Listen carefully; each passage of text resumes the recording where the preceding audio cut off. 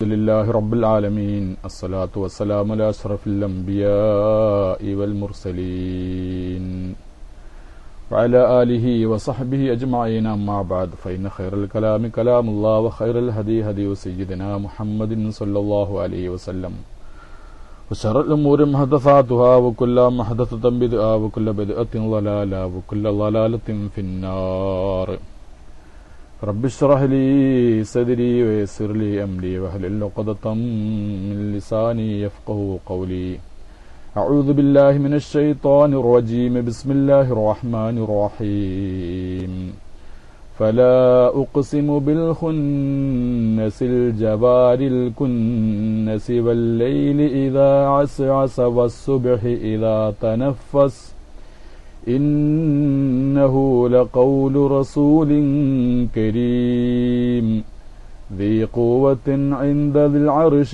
مكين مطاع ثم أمين وما صاحبكم بمجنون ولقد رآه بالأفق المبين وما هو على الغيب بضنين وما هو بقول شيطان رجيم صدق الله العظيم. സഹോദരന്മാരെ, നമ്മൾ ഇന്ന് പറയാൻ ഉദ്ദേശിക്കുന്ന വിഷയം ഖുർആന്റെ അവതരണവും ജിബ്രീൽ അലൈഹിസ്സലാം എങ്ങനെയാണ് ഖുർആൻ അള്ളാഹുവിൽ നിന്ന് തലഖി ചെയ്തത്, എത്ര പ്രാവശ്യം അതിന്റെ അവതരണമുണ്ടായി,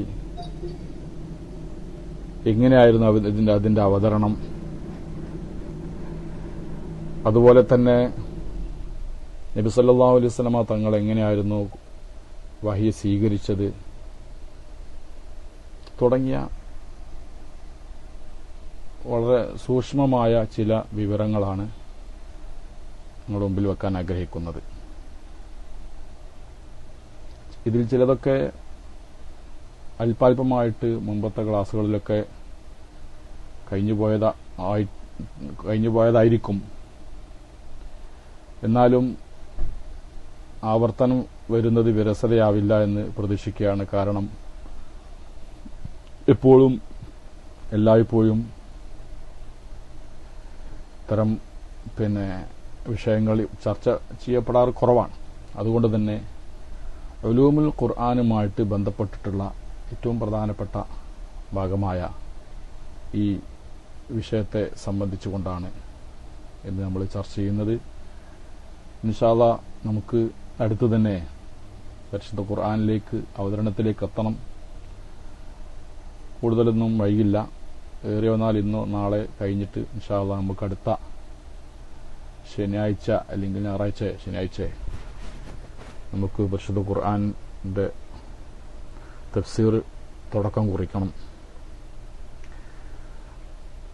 പരിശുദ്ധ ഖുർആൻ അവതരിക്കുന്ന സന്ദർഭത്തിൽ ലോകത്തിന്റെ സ്ഥിതി എന്തായിരുന്നു, അവിടേക്ക് നമ്മൾ അവസാനത്തെ നമ്മുടെ ചർച്ച അതിലേക്ക് വന്നുകൊണ്ട് പരിശുദ്ധ ഖുർആൻ ഈ ലോകത്തേക്ക് ഇറങ്ങുന്ന സന്ദർഭത്തിൽ ഈ ലോകത്തിന്റെ സ്ഥിതി എന്തായിരുന്നു, അത് ഏറ്റവും പ്രധാനപ്പെട്ട ഒരു പഠനമാണല്ലോ. എന്താണ് പരിശുദ്ധ ഖുർആൻ ഇറങ്ങാൻ ഉണ്ടായ സാഹചര്യങ്ങൾ, അല്ലെങ്കിൽ അതിന്റെ ഭൂമിക എന്ത്, ഇതും കൂടിയുള്ള ചർച്ചയോടെ നമുക്ക് ആ വിഷയം തൽക്കാലം അവസാനിപ്പിക്കാമെന്ന് വിചാരിക്കുകയാണ്. ഇന്ന് നമ്മൾ പരിശുദ്ധ ഖുർആന്റെ അവതരണവുമായി ബന്ധപ്പെട്ടുകൊണ്ടുള്ള ചില കാര്യങ്ങളാണ് പരാമർശിക്കാൻ ഉദ്ദേശിക്കുന്നത്. നമുക്കറിയാം, പരിശുദ്ധ ഖുർആൻ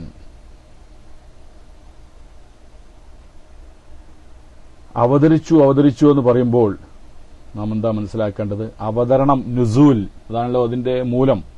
മൂലപദം എങ്ങനെയാണ്? മൂലവാക്യം ഖുർആൻ അവതരിക്കുക എന്ന് പറഞ്ഞാൽ അതിന്റെ മൂലവാക്യം നുസൂൽ ഖുർആൻ, ഖുർആൻ അവതരണം. ഈ അവതരിക്കുക എന്നെങ്കിൽ ഇറങ്ങുക എന്നൊക്കെ പറയുമ്പോൾ മുകളിൽ നിന്ന് താഴോട്ട് ഇറങ്ങുക എന്നൊരർത്ഥത്തിനല്ല നമ്മളിവിടെ ഉദ്ദേശിക്കുന്നത്. അല്ലെങ്കിൽ അവതരിപ്പിക്കുക എന്നുള്ള ആ ഉദ്ദേശമല്ല. ഇവിടെ എന്താ പിന്നെ അറിയിക്കുക എന്നർത്ഥമാണ്. ചില ലഫ്ളുകളുടെയും ഹർഫുകളുടെയും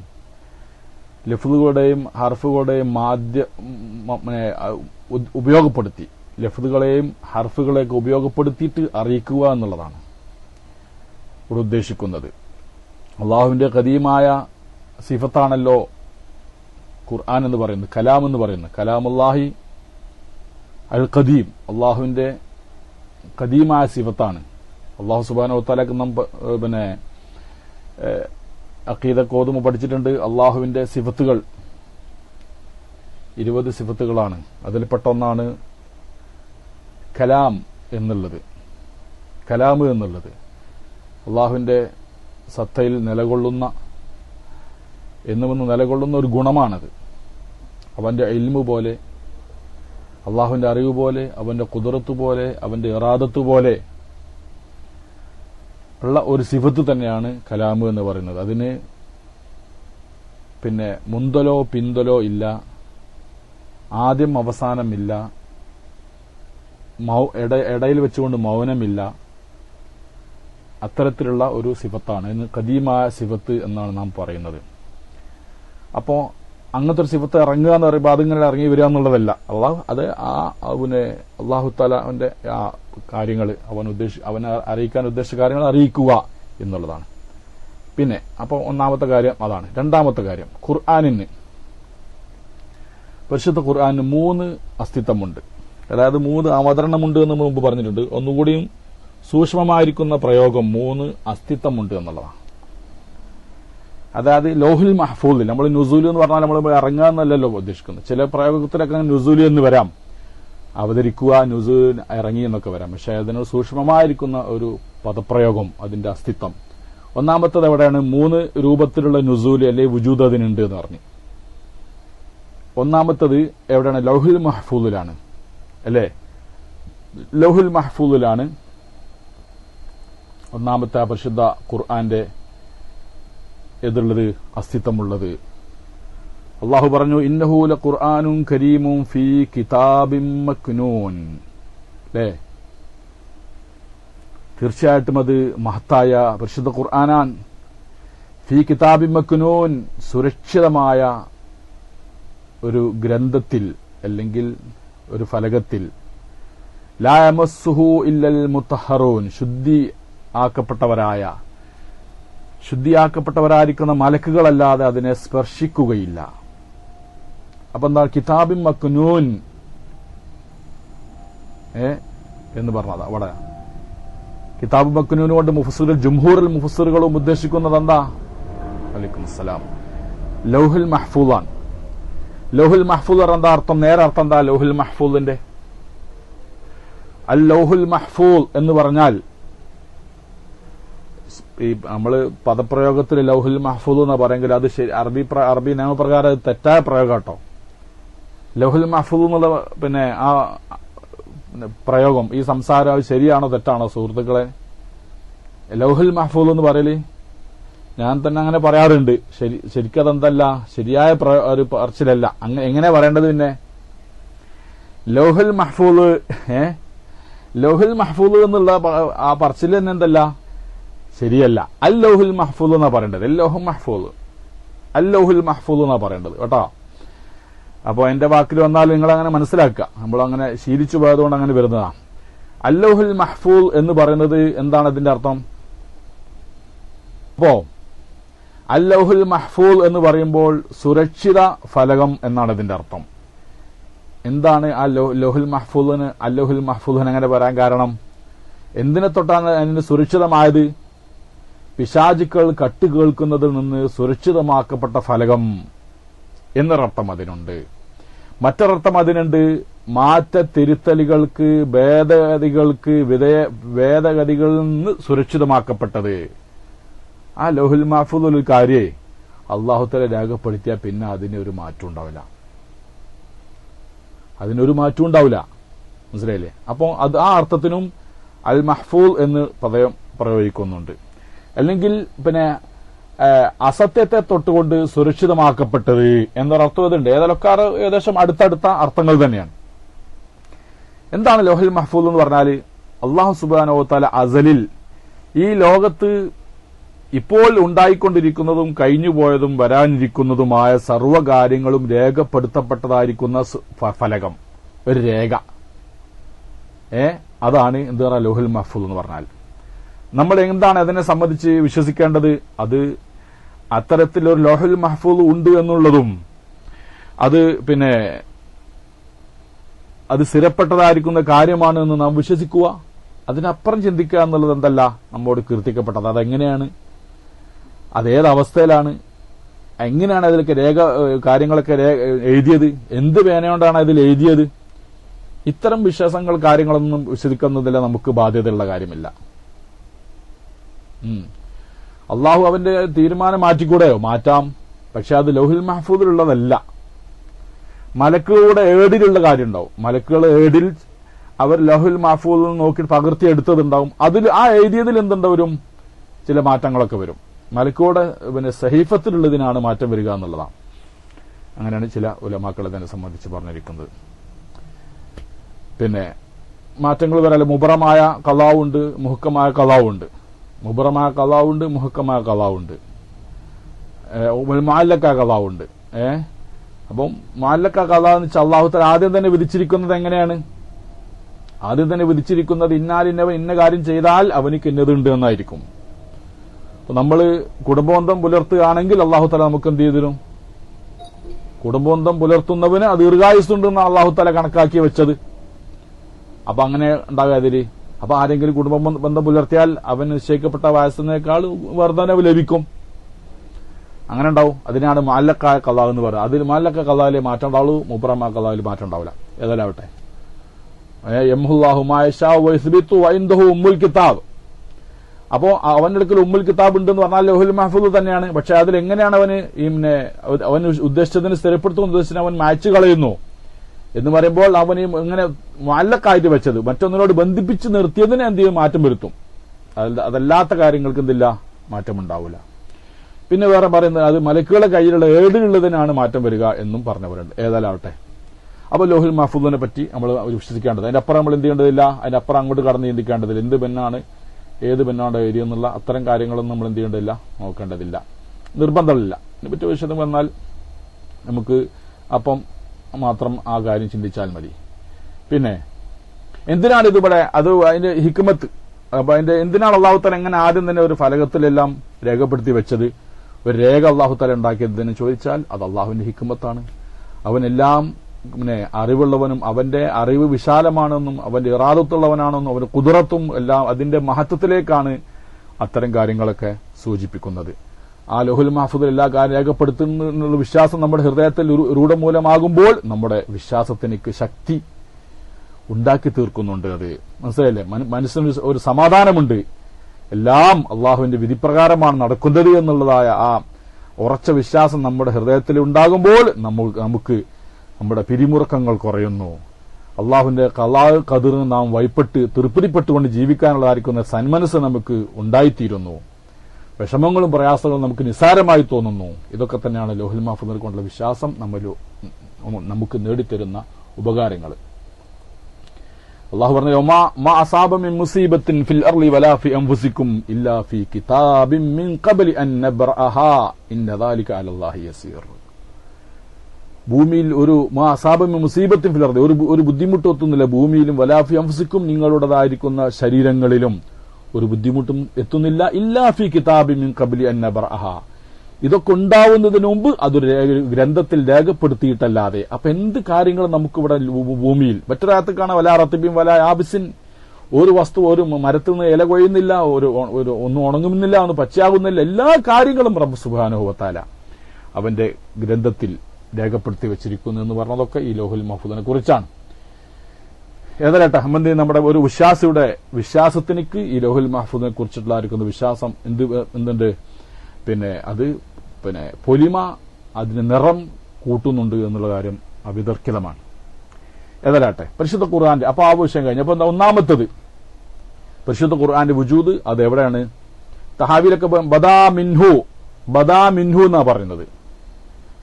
അഖീദത്ത് തഹാബി ഓതുമ്പോൾ നമ്മൾ പറഞ്ഞല്ലോ, പരിശുദ്ധ ഖുർആനെ സംബന്ധിച്ച് മഹാനായ അബൂ ജാഫർ തഹാബി തങ്ങൾ പറഞ്ഞത് ബദാ മിന്നു, അള്ളാഹു നിന്ന് വെളിപ്പെട്ടു എന്നുള്ളതാണ്. അള്ളാഹ് തുടങ്ങി എന്നുള്ളതല്ല, അള്ളാഹു നിന്ന് വെളിപ്പെട്ട് എന്ത് പരിശുദ്ധ ഖുർആൻ എവിടെ ലഹുൽ മഹ്ഫൂദിൽ വെളിപ്പെട്ടു. അതെങ്ങനെ? അള്ളാഹു ആലം. അള്ളാഹു നിന്ന് വെളിപ്പെട്ടു എന്നാ പറയുന്നത്. അതങ്ങനെ വിശ്വസിച്ചാൽ മതി. അപ്പൊ ഒന്നാമത്തെ അതിന്റെ അസ്തിത്വം ലൗഹുൽ മഹ്ഫൂദിൽ തന്നെ.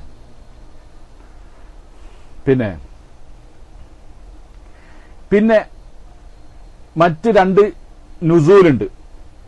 നുസൂലുണ്ട്. അതായത് ലൗഹുൽ മഹ്ഫൂദിലുള്ളതിനെ സംബന്ധിച്ച് നുസൂല് എന്ന് ഖുർആൻ വിശേഷിപ്പിച്ചിട്ടില്ല.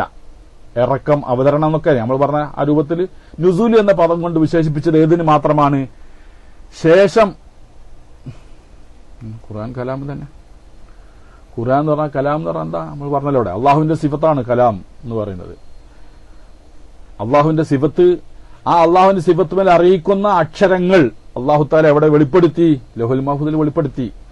അതാണ് നമ്മൾ ആദ്യം പറഞ്ഞത്. അതങ്ങനെ മനസ്സിലാക്കണം പറയുമ്പോൾ. അള്ളാഹു എന്ത് ചെയ്ത്?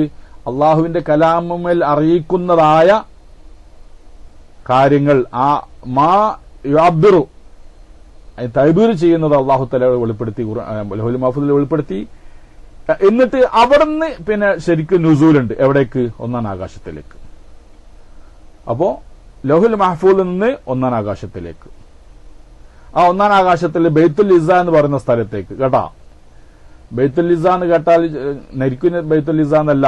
അത് ബഹുമാനപ്പെട്ട പി പറഞ്ഞ ഉസ്താദ് അവർ അതിന്റെ ആ ബർക്കത്ത് കിട്ടാൻ വേണ്ടി അതേ പേര് കൊണ്ട് പേര് വെച്ചൊരു സ്ഥാപനം ബൈത്തുൽ ഇസ്സ. ആ ബൈത്തുൽ ഇസ്സ എന്താണ്? ഈ ബൈത്തുൽ ഇസ്സ എന്ന് പറഞ്ഞാല് ഒന്നാം ആകാശത്തിലുള്ളതായിരിക്കുന്ന പരിശുദ്ധ മായ ഒരു സ്ഥലമാണിത്. ആ ബൈത്തുൽ ഇസ്സയിലേക്കാണ് ലൗഹുൽ മഹ്ഫൂദിൽ നിന്ന് ആദ്യത്തെ നുസൂല്. പിന്നീട് രണ്ടാമത്തെ നുസൂല് നബി സല്ലല്ലാഹു അലൈഹി വസല്ലമ തങ്ങളിലേക്കും. മനസ്സിലായില്ലേ? ഇതിനെപ്പറ്റി ചെറിയൊരു വിവരണം ഞാൻ ചോദിക്കട്ടെ. ലൗഹുൽ മഹ്ഫൂദിൽ നിന്ന് ബൈത്തുൽ ഇസ്സയിലേക്ക് ഉള്ള ഇറക്കം, അത് എങ്ങനെയായിരുന്നു? ആ ഇറക്കം എപ്പോഴായിരുന്നു? ലൗഹുൽ മഹ്ഫൂദിൽ നിന്ന് ബൈത്തുൽ ഇസ്സ എന്ന് പറഞ്ഞ ഒന്നാം ആകാശത്തേക്കുള്ളതായിരിക്കുന്ന ഖുർആന്റെ അവതരണം എങ്ങനെയായിരുന്നു? ഗഡുക്കളായിട്ടാണോ ഒറ്റയായിട്ടാണോ? ഗഡുക്കളായിട്ടാണോ ഒറ്റയായിട്ടാണോ? എന്താ, എങ്ങനെയാണ് ആ അവതരണം ഉണ്ടായത്? പറയൂ. ലൗഹുൽ മഹ്ഫൂദിൽ നിന്ന് അതെ, അത് ഒറ്റയായിട്ടാണ് ഉണ്ടായത്. അതായത് ഫുൾ ഒറ്റയടിക്കാണ് അത് ഇറക്കിയത്. ഒറ്റയടിക്കാണ്. അത് എന്തല്ല, അതിലെന്തില്ല, ഏറ്റ പിന്തലുകളില്ല, ഏറ്റക്കുറച്ചിലുകളില്ല. അത് ഒറ്റയടിക്കാണ് അവിടുന്ന് ഇറങ്ങിയിരിക്കുന്നത്. അതെപ്പോഴായിരുന്നു? രണ്ടഭിപ്രായമുണ്ട്. നബി സല്ലല്ലാഹു അലൈഹി വസല്ലം തങ്ങൾക്ക് നുബുവത്ത് കിട്ടുന്നതിന്റെ ശേഷമാണോ അല്ലെങ്കിൽ മുമ്പാണോ? ഒന്നാം ആകാശത്ത് നിന്ന് അല്ല, ലൗഹുൽ മഹ്ഫൂദിൽ നിന്ന് നബി ഒന്നാം ആകാശത്തിലേക്ക് ഇറങ്ങിയത് അള്ളാഹുവിന്റെ റസൂലിന് നുബുവത്ത് ലഭിച്ചതിന് ശേഷമാണോ അതിന് മുമ്പാണോ? രണ്ടഭിപ്രായം അതിലുണ്ട്.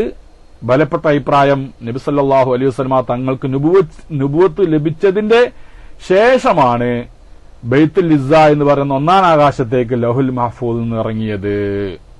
അതാണ് പരിശുദ്ധ ഖുർആനൊക്കെ പല സ്ഥലത്തും കാണാം. ചില സ്ഥലത്തിൽ സൂറത്തുൽ ഖദറിൽ കാണാം, ഇന്നാ അൻസൽനാഹു ഫീ ലൈലത്തുൽ ഖദർ. കണ്ടോ, ഖദറിന്റെ രാത്രിയിൽ നാം അതിനെ അവതരിപ്പിച്ചു. അൻസൽന, ശരിക്കും ശ്രദ്ധിക്കണം, അൻസൽന എന്നാണ് പറഞ്ഞിരിക്കുന്നത്. അൻസൽന, ഈ അൻസലിനെയും നസ്സലിനെയും തമ്മിൽ വ്യത്യാസമുണ്ട്. അൻസല യുൻസിലു, ഇൻസാലി, നസ്സല യുനസ്സിലു, തൻസീൽ. രണ്ട് രീതിയാ. അൻസല എന്ന് പറഞ്ഞൊക്കെ അതിന്റെ ധാതു ഒന്ന് തന്നെ, അതിന്റെ ധാതു നിഷ്പത്തി ഒന്ന് തന്നെയാണ്. പക്ഷെ ഒന്ന് നസ്സലയാണ്, ഒന്ന് അൻസലയാണ്. ഈ നസ്സലക്കും അർത്ഥവ്യത്യാസമുണ്ട്, അൻസലക്കും അർത്ഥവ്യത്യാസമുണ്ട്. രണ്ടും തമ്മിൽ അർത്ഥവ്യത്യാസമുണ്ട്. നസല എന്നുള്ളതിൽ നിന്നാണ് പോകുന്നത്. ഒന്ന് സുലാസി മസീദ് ഫി ആണ് അല്ലേ? അൻസല എന്നുള്ളത് എന്താണ്? സുലാസി മസീദ് ഫി ആണ്. പക്ഷെ എന്തായി? അല്ലെങ്കിൽ റുബായി സുലാസി മസീദ് ഫി അലിഫിനെ അധികമാക്കിക്കൊണ്ട് നസല എന്നുള്ളത് അൻസല. മറ്റുള്ളത് നസല എന്നുള്ളതിനെ നസ്സലയിൽ ഐൻ ഫീലിനെ ഇരട്ടിച്ചുകൊണ്ട് തളീഫാണ്. സംഗതി ഒന്നിന്ന് പോന്നാ, നസല എന്ന് പോന്നാണ്. അപ്പം നൂന് സായ് ലാമ്, പക്ഷേ രണ്ടും രണ്ടർത്ഥമാണ്. അൻസല എന്ന് പറയുന്നത് എന്താ? ഒറ്റയടിക്ക് ഇറക്കുന്നതിനാ പരിശുദ്ധ ഖുർആനിൽ മിക്കവാറും അങ്ങനെ കാണുന്നത്. മനസ്സിലായില്ലേ? അൻസല എന്ന് പറഞ്ഞാല് എങ്ങനെ നബുവത്തിന്റെ തുടക്കം ഖുർആൻ ഓതിക്കൊണ്ടല്ലേ, പിന്നെ എങ്ങനെ ശേഷം ആവൽ? നമുക്ക് പിന്നെ ചർച്ച ചെയ്യാം ഇൻഷാ അല്ലാഹ്. പിന്നെ ഇത് എവിടെ നിന്ന് ഇറങ്ങിയത്? നുബുവത്ത് ലഭിച്ചതെന്ന് വെച്ചാൽ നുബുവത്തിന് ലഭിക്കുന്നതിന് മുന്നേ തന്നെ റസൂലുള്ളാഹിക്ക് 6 മാസം മുന്നേ തന്നെ സ്വപ്നം കാണാൻ തുടങ്ങിയിട്ടില്ലേ? എന്നാ റസൂലുള്ളാഹിക്ക് പിന്നെ നുബുവത്ത് പിന്നെ യഥാർത്ഥത്തിൽ തുടങ്ങിയത്? വഹീന്റെ തുടക്കം എന്ന് പറഞ്ഞുകൊണ്ടെന്നാ വഹീന്റെ തുടക്കം എന്ന് പറഞ്ഞാല് ഇതിന്റെ മുന്നേ തന്നെ കിട്ടിയിട്ടുണ്ട്. 6 മാസം മുന്നേ തന്നെ തുടങ്ങിയിട്ടുണ്ട്. റബീഉൽ അവ്വൽ 12 റബീഉൽ അവ്വൽ 12 മുതൽ ആണ്. അതായത് റമദാനിലാണ് ആയത്തിറങ്ങുന്നത്, പരിശുദ്ധ ഖുർആൻ ഇറങ്ങുന്നത് അല്ലാഹുവിന്റെ റസൂലിന്. അതിന് മുന്നേ റബീഉൽ അവ്വൽ 12 അപ്പൊ എത്രയായി? 5 മാസം 17 ദിവസവും. അതിന് പറയുന്നുണ്ട് 5 മാസം 17 ദിവസം മുമ്പ് തന്നെ എന്ത് ചെയ്തിട്ടുണ്ട് അവിടെ? ഏറ്റവും സൂക്ഷ്മമായ റിപ്പോർട്ട് അനുസരിച്ച് 5 മാസം 17 ദിവസം, 5.5 മാസത്തിന് മുമ്പ് തന്നെ അള്ളാഹുവിന്റെ റസൂലിന് എന്ത് തുടങ്ങിയിട്ടുണ്ട്? നല്ല സ്വപ്നം മുഖേന വഹി തുടങ്ങിയിട്ടുണ്ട് അല്ലേ? ബുഖാരിയിലൊക്കെ ഹദീസില്ലേ? പിന്നെ അതിന് ശേഷമാണ് എവിടേക്ക് വരുന്നത്? പിന്നെ ഗാർ ഹിറയിൽ വെച്ചുകൊണ്ട് ശരിക്കുള്ള പരിശുദ്ധ ഖുർആൻ സൂറത്തുൽ ഇഖ്റ ഇറങ്ങുന്നത്. സൂറത്ത് ഇഖ്റ അതിന്റെ തുടക്കത്തിലുള്ള 5 ആയത്തുകൾ പിന്നീടാണ് ഇറങ്ങുന്നത്. മനസ്സിലായില്ലേ? അപ്പൊ നുബുവത്തിന് ശേഷമാണെന്നുള്ളതാണ് ചില അഭിപ്രായം. ഉണ്ട് നുബുവത്തിന് മുന്നേ തന്നെ അവതരണം ഉണ്ടായിട്ടുണ്ട് എന്ന് പറയുന്നുണ്ട്. ഏതായാലും റാജിഹാദ് ഏറ്റവും പ്രബലമായതാ. അപ്പൊ പിന്നെ ചില ആയത്തിൽ കാണാം ഇന്ന അൻസൽനാഹു ഫീ ലൈലത്തുൽ ഖദർ. ലൈലത്തുൽ ഖദറിന്റെ എന്നാണ് നാം പരിശുദ്ധ ഖുർആൻ ഇറക്കിയത്. വേറെ സൂറത്ത് ദുഖാനിൽ കാണാം ഹാമീം വൽ കിതാബിൽ മുബീൻ ഇന്നാ അൻസൽനാഹു ഫീ ലൈലത്തിൻ മുബാറകത്തിൻ ഇന്നാ കുന്നാ മുൻദിരീൻ. ലൈലത്തുൽ മുബാറക, ബർക്കത്താക്കപ്പെട്ട രാത്രിയിൽ നാം അതിനെ അവതരിപ്പിച്ചു. അപ്പോ ലൈലത്തുൽ ഖദർ എന്ന് പറയുന്നതും ലൈലത്തുൽ മുബാറക എന്ന് പറഞ്ഞു അഭിപ്രായ വ്യത്യാസം. ശാബാൻ 15 എന്ന അഭിപ്രായ വ്യത്യാസം ഉണ്ടെങ്കിലും ഇവിടെ ലൈലത്തുൽ ഖദറും ലൈലത്തുൽ മുബാറക്കത്തും ഒക്കെ ഏത് തന്നെയാണ് വെക്കുക? ഏത് തന്നെയാണെന്ന് പറഞ്ഞിട്ടുണ്ട്. പിന്നെ ലൈലത്തുൽ ഖദറാണ്. ഷഹർ റമളാൻ അല്ലദീ ഉൻസില ഫീഹിൽ ഖുർആൻ ഹുദൽ ലിന്നാസി വബയ്യിനാത്തിൻ മിനൽ ഹുദാ. കണ്ടോ? അപ്പോ പിന്നെ ഷഹർ റമളാൻ മാസം എന്ന് പറയുന്നത് അതിൽ ഖുർആൻ അവതരിക്കപ്പെട്ടിരിക്കുന്നു. അപ്പോ ഇവിടെ പറഞ്ഞതിന് ആ റമളാൻ മാസത്തിൽ ഇറക്കി എന്ന് പറഞ്ഞതും ലൈലത്തുൽ ഖദറിൽ ഇറക്കി എന്ന് പറഞ്ഞതും ലൈലത്തുൽ മുബാറക്കയിൽ ഇറക്കി എന്ന് പറഞ്ഞൊക്കെ ഏത് അവതരണ സഹോദരന്മാരെ? അത് ഏത് അവതരണമാണ്? അതേത് അവതരണമാണ് ആ ഇറക്കി എന്ന് പറഞ്ഞത്? ലൗഹുൽ മഹ്ഫൂദിൽ നിന്ന് 1-ാം ആകാശത്തിലുള്ള ബൈത്തുൽ ഇസ്സയിലേക്ക് ഫുൾ ഇറക്കിയതിനെ കുറിച്ചാണ് ആ പറഞ്ഞതൊക്കെ. മനസ്സിലായി? കാരണം അതിലൊക്കെ എന്താ പറഞ്ഞത്? അൻസൽനാ പറഞ്ഞിരിക്കുന്നത്. അൻസലയാണ് പറഞ്ഞത്. ഇന്നാ അൻസൽനാഹു ഫീ ലൈലത്തുൽ ഖദർ ഇന്നാ അൻസൽനാഹു ഫീ ലൈലത്തി മുബാറക ഷഹർ റമളാൻ അല്ലദീ ഉൻസില ഫീഹിൽ ഖുർആൻ. അപ്പൊ അൻസലാണ് ഇതിലേക്ക് ഉപയോഗിച്ചിരിക്കുന്നത്. അപ്പൊ അതിന്റെ അർത്ഥം എന്താണ്? ഒറ്റയടിക്ക് ഇറക്കിയതിനെ കുറിച്ചാണ് ആ പരാമർശം എന്നുള്ളതാണ്. മനസ്സിലായില്ലേ? അപ്പോ അതൊക്കെ എവിടുന്നാണ്? പരിശുദ്ധമായ ലൗഹുൽ മഹ്ഫൂദിൽ നിന്ന് 1-ാം ആകാശത്തിലുള്ളായിരിക്കുന്ന അവതരണത്തെ കുറിച്ചാണ് പറഞ്ഞതൊക്കെ. എന്നാൽ തൻസീൽ എന്നുള്ളതോ അത് പരിശുദ്ധ ഖുർആന് ഒറ്റടിക്ക് അല്ല ഘട്ടം ഘട്ടമായിട്ടുള്ളതായ ഇറക്കത്തിനെ കുറിച്ചുകൊണ്ട് മാത്രമാണ് പരിശുദ്ധ ഖുർആനിൽ നസ്സല യുനസ്സിലു തൻസീൽ എന്ന് ഉപയോഗിച്ചിരിക്കുന്നത്. മനസ്സിലായില്ലേ? അപ്പോ ചുരുക്കം പറയാനുണ്ടെങ്കിൽ ലൈലത്തുൽ ഖദറിന്റെ അന്ന് ലൈലത്തുൽ മുബാറക എന്ന് പറയുന്ന റമളാൻ മാസത്തിലുള്ള രാത്രിയിൽ ആണ്. അൽ ബഖറ ആയത്തിൽ നിന്ന് പിടിച്ചുകൊണ്ട് റമളാൻ മാസത്തിൽ രാത്രിയിലാണ് എന്നും സൂറത്ത് ദുഖാനിലെ ആയത്തിൽ നിന്ന് ആയത്തുൽ മുബാറക്കത്തിൽ ഇറക്കിയതായിരിക്കുന്ന ആ രാത്രിയിൽ അവതരിച്ചതും സൂറത്തുൽ ഖദറിലെ ഇന്നാ അൻസൽനാഹു ഫീ ലൈലത്തുൽ ഖദർ എന്ന് പറഞ്ഞ ആ ലൈലത്തുൽ ഖദറിനോട് ഉദ്ദേശിക്കുന്നത് ഏതാകുന്നു? ഒറ്റയടിക്ക് ഇറക്കിയതായിരിക്കുന്ന ആ ഫുൾ ഇറക്കിയതായിരിക്കുന്ന ആ അവതരണത്തെക്കുറിച്ചാകുന്നു എന്ന് നമുക്ക് മനസ്സിലാക്കാൻ സാധിക്കുന്നതാണ്. പിന്നെ അപ്പം വേറൊരു കാര്യം, നബി സല്ലല്ലാഹു അലൈഹി വസല്ലമ തങ്ങൾക്ക് ഖുർആൻ ഇറങ്ങിയത് ഒറ്റയടിക്കാണോ? അപ്പൊ അവിടെ അതുവരെയുള്ളത് അവതരണം നമുക്ക് മനസ്സിലായി അല്ലേ? ലഹുൽ മഹ്ഫൂദിൽ അല്ലാഹു എന്ന് വെളിപ്പെട്ട് പിന്നീട് അതിൽ നിന്ന് ലൈലത്തുൽ മുബാറക്കത്തിൽ ഷഹർ റമദാനില് അതുപോലെ തന്നെ ലൈലത്തുൽ മുബാറക്കത്തിൽ ഒറ്റയടിക്ക് ഇറങ്ങി. അവിടുന്ന് അങ്ങോട്ടുള്ളത് പിന്നെന്താണ്? പിന്നീട് ഘട്ടം ഘട്ടങ്ങളായിട്ടുള്ളതാണ്. അത് റമദാൻ മാസത്തിൽ ഇറങ്ങിയതുകൊണ്ട്, റമദാൻ അല്ലാത്ത രാത്രിയിൽ ഇറങ്ങിയതുകൊണ്ട്, റമദാൻ രാത്രി ഇറങ്ങിയതുകൊണ്ട്, റമദാൻ അല്ലാത്ത രാത്രികളിൽ പല ദിവസങ്ങളിലായിട്ടും പല സന്ദർഭങ്ങളിലായിട്ടും ഇറങ്ങിയിട്ടുണ്ട് എന്നുള്ളതാണ്. മനസ്സിലായില്ലേ?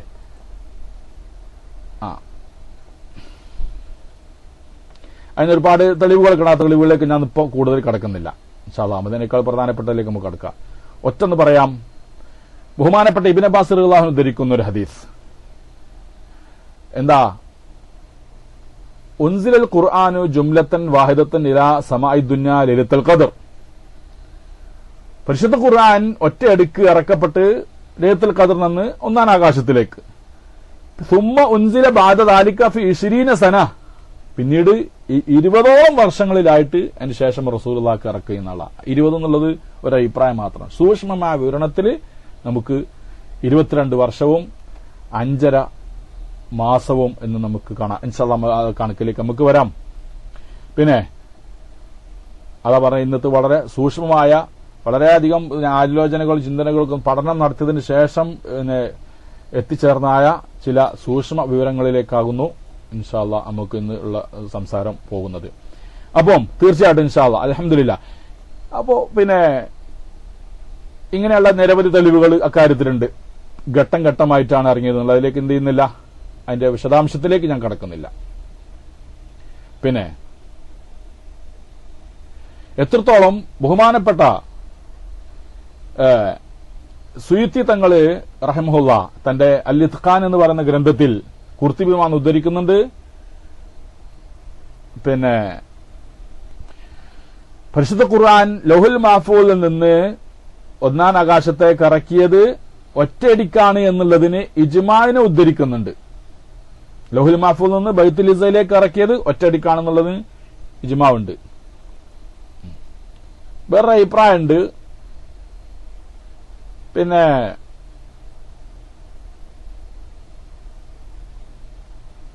ഒന്നാം ആകാശത്തേക്ക് ഇറക്കിയത് റമദാൻ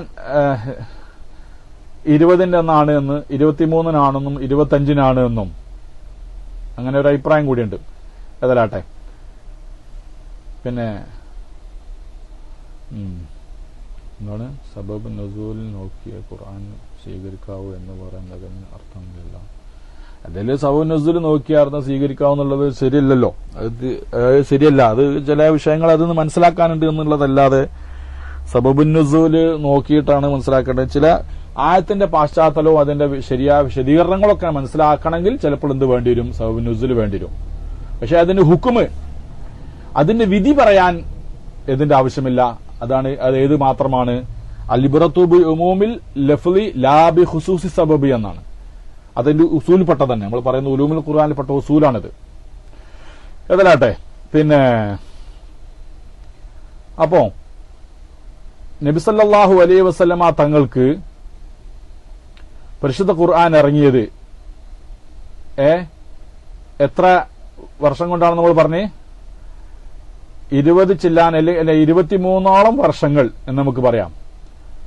അതിലെ ഒരു പിന്നെ സൂക്ഷ്മമായിരിക്കുന്ന ഒരു കണക്ക് വരുന്നുണ്ട്.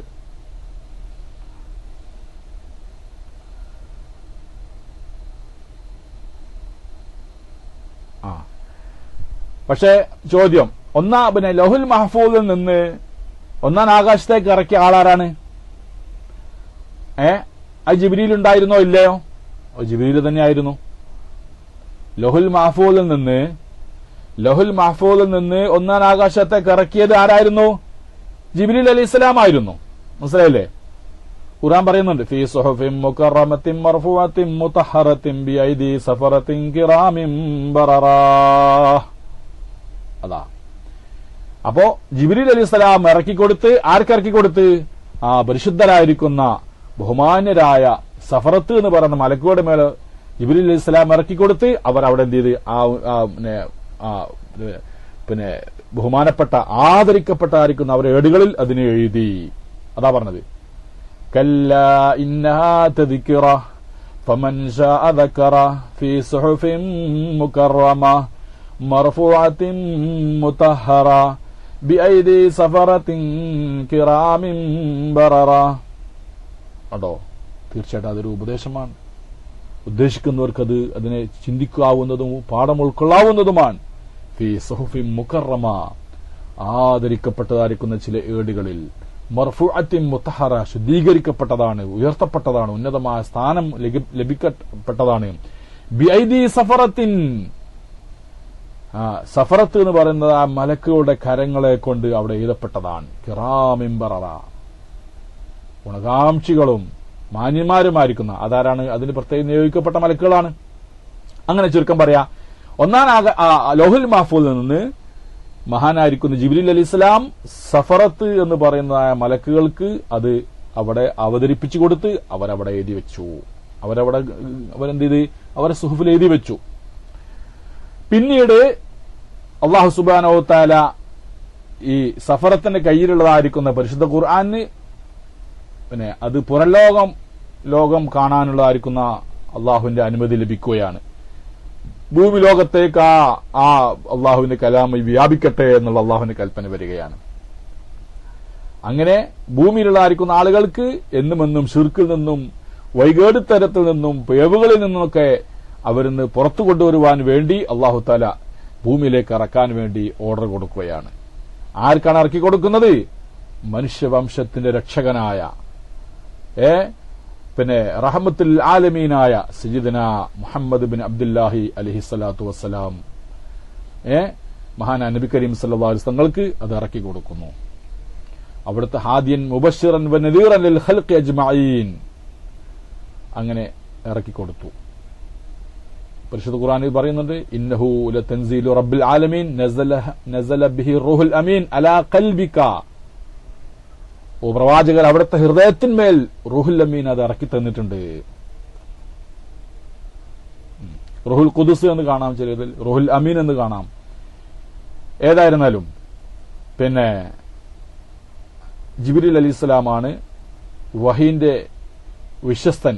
അമീനുൽ വഹി ജിബ്രീൽ അലൈഹിസ്സലാമാണ് നബി സല്ലല്ലാഹു അലൈഹി വസല്ലമ തങ്ങൾക്ക് പരിശുദ്ധ ഖുർആൻ എന്ത് ചെയ്തിരിക്കുന്നത്?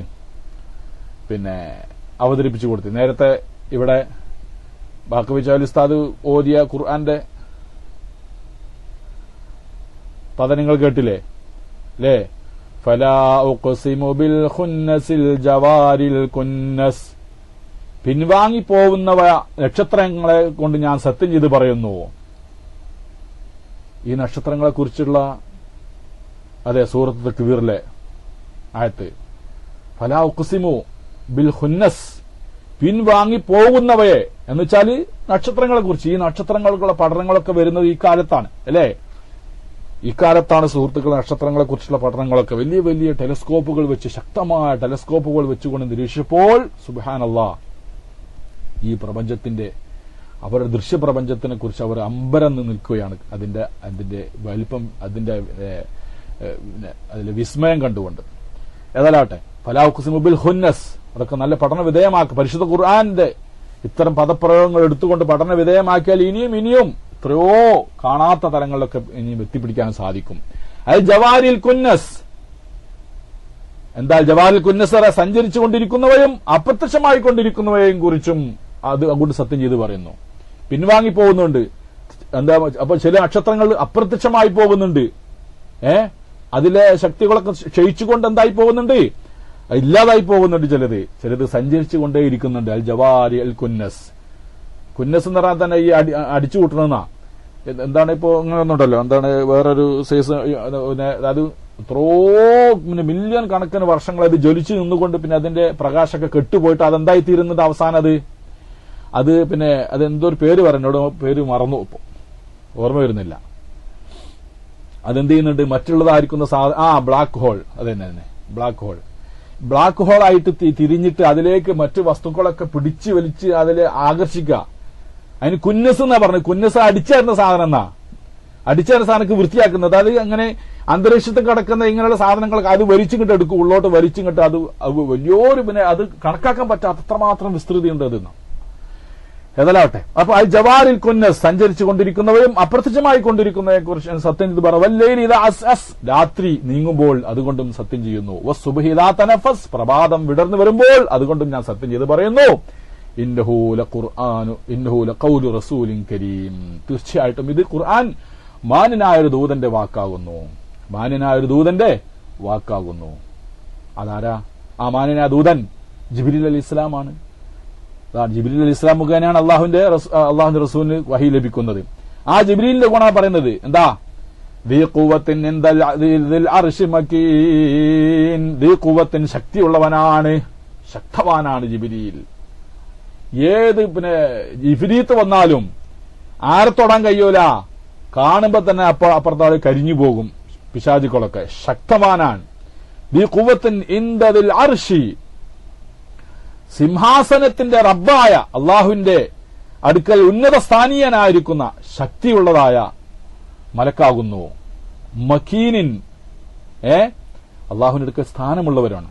ഇൻദൽ അർശി മക്കീനിൻ ഇൻദൽ അർശി എന്ന് പറഞ്ഞാൽ അർശിന്റെ റബ്ബായ അള്ളാഹുവിന്റെ അരികിൽ സ്ഥാനമുള്ളവനാണ് എന്ന് പറഞ്ഞാൽ ഉന്നത സ്ഥാനീയനാണ്. മാത്രമല്ല മുത്തായിൻ സമ്മ അമീൻ. മുത്തായിൻ സമ്മ അവിടെ അനുസരിക്കപ്പെടുന്നവനാണ്. അമീനും വിശ്വസ്തനുമായ ദൂതന്റെ വാക്കുകളാണ്. എന്താ പറയുന്നത്? വമാ സാഹിബുക്കും ബി മജ്നൂൻ. നിങ്ങളെ കൂട്ടുകാരൻ ഒരു ഭ്രാന്തനല്ല തന്നെ. സത്യം ചെയ്ത് പറയാ. ഭ്രാന്തനാന്ന് പറഞ്ഞ് നടക്കുന്ന ആളുകളുടെ ഇതൊക്കെ ഭ്രാന്തോ? ഇത്തരം സാഹിത്യത്തിന്റെ കൊടുമുടിയിൽ നിൽക്കുന്ന അറബി ഭാഷ അല്പം തൊട്ടറിഞ്ഞ ആളുകൾക്ക് പോലും അവരുടെ ഹൃദയത്തെ ആകർഷിച്ച് പിടിച്ചു നിർത്തുന്ന രീതിയിലുള്ള പദപ്രയോഗങ്ങളാണ്. സുബ്ഹാനല്ലാഹ്. ഇതെങ്ങനെയാണ് ഒരു ഭ്രാന്തൻ ഇങ്ങനെ വരിക? ഭ്രാന്തന്മാരുടെ വല്ല കണക്കുണ്ടാവും. അവർക്ക് തലയുണ്ടാവില്ല, വാലും ഉണ്ടാവില്ല. വമാ സാഹിബുക്കും ബി മജ്നൂൻ. അപ്പൊ എന്താ ഇവിടെ അല്ലാഹു തആല പറഞ്ഞു? ആരാകുന്നു? പരിശുദ്ധമായ ജിബ്രീൽ അലൈഹിസ്സലാമാണ്. ഇന്നഹു ലഖൗലു റസൂലിൻ കരീം. ജിബ്രീൽ അലൈഹിസ്സലാമാണെന്ന് കരുതി ജിബ്രീൽ അലൈഹിസ്സലാമിന്റെ വാക്കാണ് തെറ്റിദ്ധരിക്കേണ്ട. അങ്ങനെ ചില ആളുകളൊക്കെ പറഞ്ഞിട്ടുണ്ട്. ജിബ്രീൽ അലൈഹിസ്സലാമാണ്. നമ്മൾ ആ വിഷയത്തിലേക്ക് വരുന്നുണ്ട്. ഏതായാലാട്ടെ, ബഹുമാനപ്പെട്ട ജിബ്രീൽ അലൈഹിസ്സലാത്തു വസ്സലാം ആണ് ഇറക്കിക്കൊടുത്തത്. ഇനി അതിന്റെ സമയങ്ങൾ ചെറിയൊരു വിശദീകരണം നമ്മൾ പറഞ്ഞു. ആവശ്യങ്ങൾ മനുഷ്യരുടെ ആവശ്യത്തിനനുസരിച്ച് സംഭവ വികാസങ്ങൾക്കനുസരിച്ചിട്ട് ചോദ്യത്തിന് മറുപടിയായിട്ട് പിന്നെ വിശ്വാസ കർമ്മങ്ങൾക്കുള്ള പുതിയ പുതിയ മാറ്റങ്ങൾ വരുത്താൻ വേണ്ടിയിട്ട് ഇങ്ങനെയുള്ള പല സന്ദർഭങ്ങളും പരിഗണിച്ചുകൊണ്ട് സംഭവ വികാസങ്ങളും കണക്കിലെടുത്തുകൊണ്ടാണ് എന്തുണ്ടായത്? പരിശുദ്ധ ഖുർആന്റെ അവതരണം ഉണ്ടായിട്ടുള്ളത്. ജിബ്രീൽ ഇസ്ലാം ഇറക്കി കൊടുത്തിട്ടുള്ളത്. നേരത്തെ പറഞ്ഞ പോലെ 20 വർഷക്കാലമാണെന്നും 23 വർഷമാണെന്നും 25 വർഷമാണെന്നൊക്കെ അഭിപ്രായം പറഞ്ഞ ആളുകളുണ്ട്. അതായത് നബി സല്ലല്ലാഹു അലൈഹി വസല്ലം തങ്ങൾ മക്കത്ത് ജീവിച്ചത് എത്ര വർഷമാണ് എന്നുള്ള അഭിപ്രായ വ്യത്യാസമാണ് ഇതിന്റെ അടിസ്ഥാനം. മനസ്സിലല്ലേ? അള്ളാഹുവിന്റെ റസൂല് ഇത് മക്കയിൽ നുബുവത്ത് ലഭിച്ചതിന് ശേഷം എത്ര വർഷം ജീവിച്ചു എന്നുള്ളതിന് പോലും അഭിപ്രായ വ്യത്യാസമാണ്.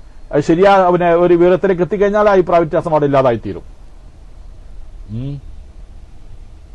ജിബ്രീലിന്റെ കലാം എന്ന് എന്തുകൊണ്ട് പറഞ്ഞുകൂടാ? ജിബ്രീലിന്റെ കലാം എന്ന് പറയാൻ പറ്റില്ല. ജിബ്രീൽ അലൈഹിസ്സലാം പറയുന്ന കൗല് ജിബ്രീലിന്റെ തന്നെയാണ്. പക്ഷേ ആ വാചകം ജിബ്രീൽ ഉണ്ടാക്കിയ പദമല്ല. ഞാൻ പറയട്ടെ, നിങ്ങൾക്കൊരു വിഷയം തരുന്നു. നിങ്ങൾക്കിപ്പോ എന്താണ് വാനശാസ്ത്രത്തെ സംബന്ധിച്ചുകൊണ്ട് പ്രസംഗിക്കാൻ നിങ്ങൾക്ക് ഒരു മാറ്റർ തന്ന്, ഒരു വിഷയം തന്നു നിങ്ങൾക്ക്. നിങ്ങൾ എന്ത് ചെയ്യുന്നു? പല വിവിധ ഭാഗങ്ങളിൽ നിന്ന് എടുത്തുകൊണ്ട് നിങ്ങളുടേതായിരിക്കുന്ന പദപ്രയോഗത്തിലൂടെ ആ വിഷയം അവതരിപ്പിക്കുന്നു. വിഷയം ഇന്ന് തന്നെ, പക്ഷെ അതിൽ ഉപയോഗിക്കുന്ന പദങ്ങളൊക്കെ നിങ്ങളുടേതാണ്. എങ്കിൽ അത് നിങ്ങളുടെ വാക്ക് തന്നെയാന്ന് പറയാം. പക്ഷെ അതങ്ങനെയല്ല. അല്ലാഹു സുബ്ഹാനഹു വ തആല ലഹുൽ മഹ്ഫൂദിൽ നിന്ന് അല്ലെങ്കിൽ അല്ലാഹു തആല ഹൃദയത്തിൽ ഇട്ടുകൊടുക്കുന്നതായ അള്ളാഹുവിന്റെ കലാമിൽ അറിയിക്കുന്നതായ അള്ളാഹുവിൻ ഉദ്ദേശ പദവും അതിന്റെ മാനയും മാത്രമാണ് ജിബ്രീൽ അലൈഹി ഇസ്ലാം ഇട്ട് കൊടുക്കുന്നത്. അത് ഖുർആനെ സംബന്ധിച്ചിടത്തോളം ജിബ്രീൽ സ്വന്തമായ നിലക്ക് കൂട്ടിയതല്ല, വാക്കുകളല്ല. ആ വാക്കുകളും അതിന്റെ അർത്ഥവും ലഫ്ളും മാനയൊക്കെ ഏത് തന്നെയാകുന്നു? അള്ളാഹുവിന്റേതാകുന്നു. പക്ഷെ ഹദീസ് ആകുമ്പോ അങ്ങനെയല്ല. ഹദീസ് ആകുമ്പോൾ ജിബ്രീലിന്റെ വാക്കും ഉണ്ടാകാം, പ്രവാചകന്റെ വാക്കും ഉണ്ടാവാം. ആശയം അള്ളാഹുവിന്റേതായിരിക്കും. ഹദീസ് ആകുമ്പോൾ ആശയം അള്ളാഹുവിന്റേതായിരിക്കും. പദങ്ങൾ ഒരു പക്ഷെ ജിബ്രീലിന്റെ പദവും ആവാം, അതുപോലെ തന്നെ റസൂലുള്ളാഹിന്റെ പദങ്ങളും ആവാം. ഖുർആൻ ആകുമ്പോൾ എന്തല്ല, ആ പദങ്ങളും അതിന്റെ പിന്നെ അതുപോലെ തന്നെ അതിന്റെ ആശയങ്ങൾ മുഴുവനും, മാനാന്ന് വെച്ചാൽ അവിടെ ആശയം, പദങ്ങളും അതിന്റെ ആശയം മുഴുവനും അള്ളാഹുവിന്റെ വെക്കാം. അതാണ് അൽ മുതഅബ്ബദു ബിത്തിലാവത്തി, ഓതിയാൽ കൂലി കിട്ടുന്നത് എന്നുള്ളത് പദവി ഏതിന് മാത്രമേ ഉള്ളൂ? വിശുദ്ധ ഖുർആന് മാത്രമേ ഉള്ളൂ. ഓതിയാൽ കൂലി കിട്ടുന്നത്. ഹദീസ് ഓതിയാൽ ഓതി എന്നുള്ളതൊക്കെ കൂലി കിട്ടുന്നില്ല. ഖുർആൻ ഓതിയാൽ അത് അർത്ഥം അറിഞ്ഞാലും ഇല്ലെങ്കിലും എന്ത് ലഭിക്കുന്നുണ്ട്? ഖുർആൻ ഓതിയാൽ അതുകൊണ്ട് പ്രതിഫലം ലഭിക്കുന്നുണ്ട്. അല്ല, അപ്പൊ ഖുർആൻ സൃഷ്ടിയൊന്നാവില്ല. അതെങ്ങനെ ഖുർആൻ സൃഷ്ടിയാവുക? ഖുർആൻ സൃഷ്ടി എന്ന് പറഞ്ഞാൽ എന്താ? ആര് സൃഷ്ടിച്ചത്? അള്ളാഹ് സൃഷ്ടിച്ചതോ? അള്ളാഹുവിന്റെ കലാമ് എന്നില്ല. അത് നിങ്ങൾ മുമ്പത്തെ ക്ലാസ്സുകളിലൊന്നും അക്കീദന്റെ ക്ലാസ്സിലൊന്നും പങ്കെടുത്തിട്ടില്ല എന്നോ തോന്നുന്നത്. അത് അവിടെ ചർച്ച ചെയ്തേണ്ട വിഷയം, അത് വലിയ വിഷയമാണ്. അത് ഖുർആൻ സൃഷ്ടിയാവുക എന്ന് പറഞ്ഞാൽ ഇന്ന് നമ്മൾ ഓതിക്കൊണ്ടിരിക്കുന്ന ഖുർആനിലെ അക്ഷരങ്ങൾ സൃഷ്ടിയാണ്. അത് സൃഷ്ടിയാണ്. കാരണം അതിന് തുടക്കവുമുണ്ട് ഒടുക്കമുണ്ട്. ഒരു വസ്തുവിന് തുടക്കമുണ്ടായി അതിന് ഒടുക്കമുണ്ടെങ്കിൽ അതിന്റെ തുടക്കം ഉണ്ടെന്ന അർത്ഥം എന്താണ്? അതിന് മുമ്പില്ല എന്നുള്ളതല്ലേ. അപ്പൊ പിന്നീട് ഉണ്ടായതാണ് ഹാദിസാണെന്നുള്ള ഇന്നത്തെ ഖുർആനെ നോക്കി പറയാം. അപ്പോൾ നമ്മൾ ഓതിക്കൊണ്ടിരിക്കുന്ന നമ്മുടെ ഹൃദയത്തിലുള്ളതായിരിക്കുന്ന ഖുർആനും നമ്മുടെ ഹൃദയത്തിലുള്ള ഖുർആൻ എന്തുണ്ട്? അതും സൃഷ്ടിയാണെന്ന് പറയാം. ഹദീസ് ഓതിയാൽ കൂലി കിട്ടൂല എന്നല്ല പറഞ്ഞത്. ഖുർആൻ ഓതുന്നത് കൊണ്ട് തന്നെ കൂലി കിട്ടും. അർത്ഥം അറിഞ്ഞാലും അറിഞ്ഞില്ലെങ്കിലും ശരി. മനസ്സിലായില്ലേ? ആ കൂലി അതിനില്ല. ഹദീസ് ഓതിയാൽ കിട്ടൂല. ഹദീസ് ഓതിയാൽ കിട്ടും. ഹദീസ് ഓതിയാൽ കൂലി കിട്ടൂല എന്ന് ആർക്കും പറയാൻ കഴിയൂല.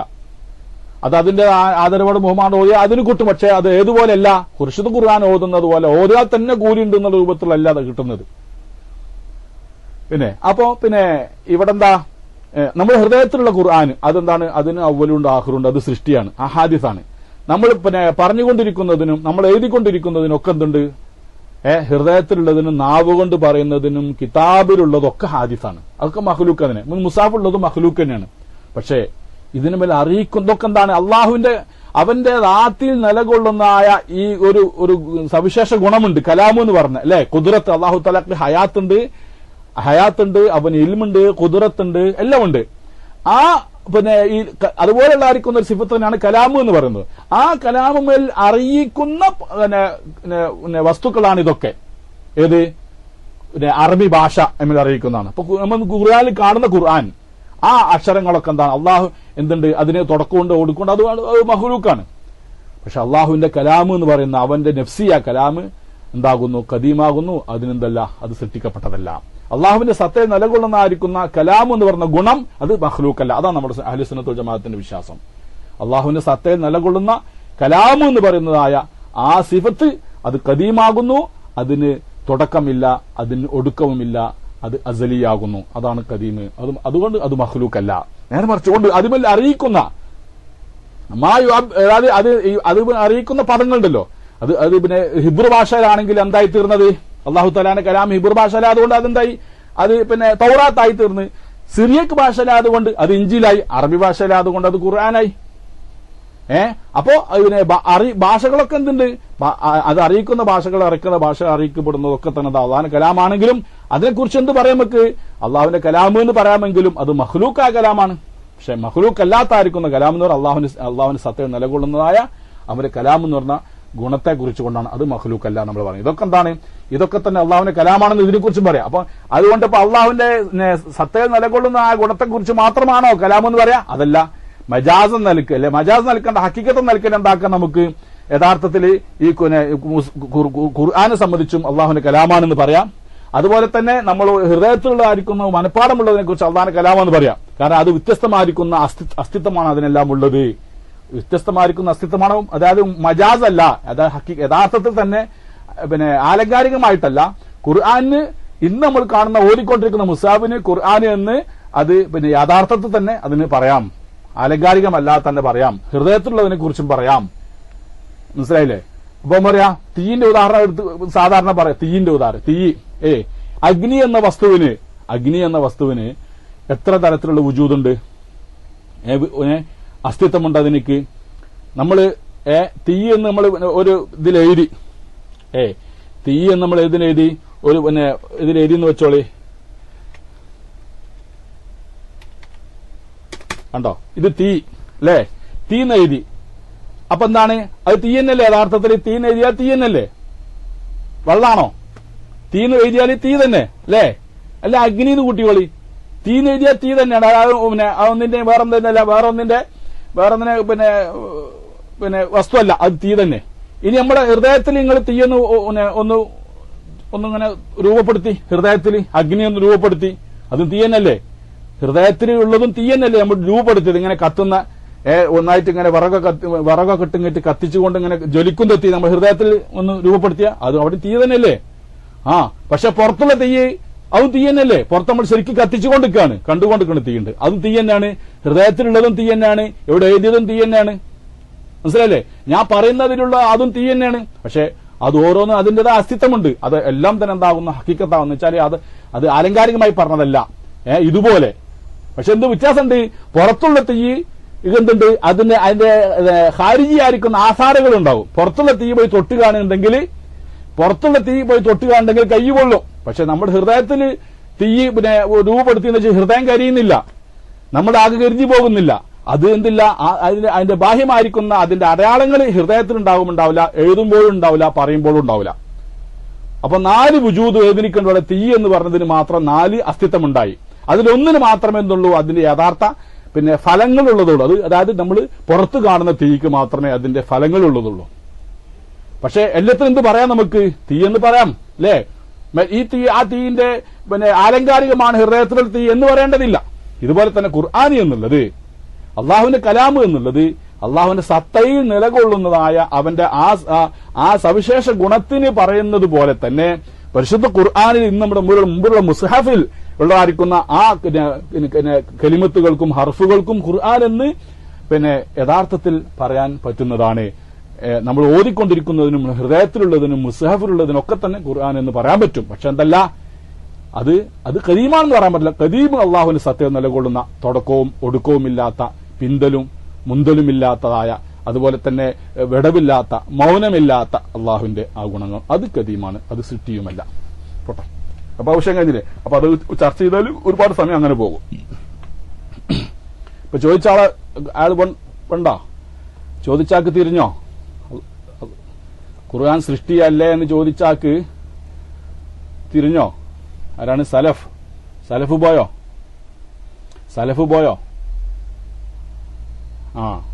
മുപ്പര് ചോദിച്ച് വിശദീകരണം കേൾക്കാൻ മുപ്പരുണ്ടായില്ല എന്ന് തോന്നിട്ട്. ഏതായാട്ടെ, ആ വിഷയം എല്ലാവർക്കും ഉപകാരപ്പെടും, മുമ്പ് വിശദീകരിച്ചതാണ്. പിന്നെ അതെ ഇന്നഹു ലഖുർആനുൻ കരീം, അതാരുടെ പിന്നെ പരിശുദ്ധമായ ഖുർആൻ. അപ്പൊ ജിബ്രീൽ അലൈഹി സ്വലാത്തു വസ്സലാം അള്ളാഹുവിന്റെ റസൂലിന് എത്ര വർഷം കൊണ്ട് നമ്മൾ 3 അഭിപ്രായം പറഞ്ഞ്, 23 എന്നും 22 എന്നും അതുപോലെ തന്നെ 25 എന്നും, അല്ലെ 20, 23, 25 ഇങ്ങനെ 3 അഭിപ്രായങ്ങളാണുള്ളത്. ഏതായാലും ശരിയായ നിലപാടെന്താ? സൂക്ഷ്മമായ വിവരണം നമ്മൾ പറയട്ടെ, കേട്ടോളിയ. സൂക്ഷ്മമായ വിവരണം എന്താ നമ്മൾ പറയുന്നത്? 23 വർഷം. ഇങ്ങനെ 23 വർഷം മൊത്തത്തിലും പറയാം, ഒരു മിതമായ അഭിപ്രായം. പക്ഷെ കൂടുതൽ അതിനേക്കാൾ സൂക്ഷ്മമായ ഒരു വിവരം 22 വർഷവും 5.5 മാസവുമാണ് ഏകദേശം. കേട്ടോ, 22 വർഷവും 5.5 മാസം. അതിന്റെ കണക്കെങ്ങനെ ചോദിച്ചാൽ പിന്നെ നബി സല്ലല്ലാഹു അലൈഹി വസല്ലം തങ്ങൾക്ക് അവിടുത്തെ ജനനം മുതൽ 40ാമത്തെ വയസ്സിൽ 40ന്റെ തുടക്കത്തിൽ നബിയായിട്ടുണ്ട് അല്ലേ? നബിയായിട്ടുണ്ട്. അതെന്നാ റബീഉൽ അവ്വൽ മാസത്തിൽ, റബീഉൽ അവ്വൽ 12-ന്. കാരണം എന്തുകൊണ്ട്? സത്യസന്ധമായിരിക്കുന്ന സ്വപ്നങ്ങള് അല്ലേ, വഖദ് ബുദിഅ അൽ വഹ്യു ഇലൈഹി ബിറുഅ സാദിഖ, സത്യസന്ധമായിരിക്കുന്ന സ്വപ്നം കണ്ടുകൊണ്ടാണ് വഹയിന്റെ തുടക്കം ഉണ്ടായത് പറഞ്ഞല്ലേ. അപ്പം പിന്നെ എന്തുണ്ട് യഥാർത്ഥത്തില് റബീഉൽ അവ്വൽ, അതായത് 40ാമത്തെ വയസ്സിൽ റബീഉൽ അവ്വൽ 12ന്റെ അന്ന് കുട്ടികൾ, അവിടെ കുട്ടികൾ, നമ്മൾ ഒരു കൃത്യമായ ഒരു കണക്ക് പറയാണ്, സൂക്ഷ്മമായ ഒരു റിപ്പോർട്ട്. പിന്നെ റബീഉൽ അവ്വൽ 12 മുതൽക്ക് 6 മാസം കൂട്ടിക്കോളി, 6 മാസം തുടർച്ചയായ സ്വപ്നം തന്നെ. അപ്പൊ റബീഉൽ അവ്വൽ 12 മുതൽ 6 മാസം പൂർത്തിയാകുമ്പോ എത്രയത് എവിടെ എത്തും? ആ സ്വപ്നത്തിന്റെ സമയം റബീഉൽ അവ്വൽ, റബീഉൽ ആഖിർ, ജമാദുൽ അവ്വൽ, ജമാദുൽ ആഖിർ, റജബ്, ഷാബാൻ, റമളാൻ. അതോ റമളാന് 17 ആവും അല്ലേ? റമളാൻ എത്ര ആകും? റമളാൻ മാസം 12 എത്രയായി? 6 മാസം അല്ലേ? പിന്നെ ഏത് റബീഉൽ അവ്വൽ 12 മുതൽ റബീഉൽ ആഖിർ 12 1 മാസം, റബീഉൽ ആഖിർ 12 ജമാഅത്തുൽ അവ്വൽ 3 12 വരെ, ജമാഅത്തുൽ ആഖിർ 4,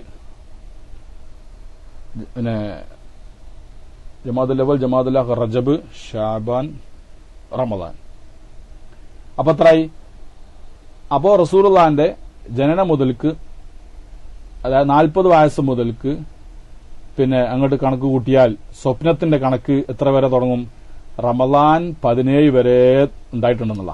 റമദാന് 17 വരെ ഇത് സ്വപ്നം തന്നെയായിരുന്നു റസൂലുള്ളാഹിക്ക്. അന്നാണ് എന്തറിഞ്ഞത്? റമദാൻ 17 കണക്ക് എന്താ പറയാൻ കാരണം? അന്നാണ് ഇഖ്റ സൂറത്തുൽ അലഖ് ഇറങ്ങിയത്.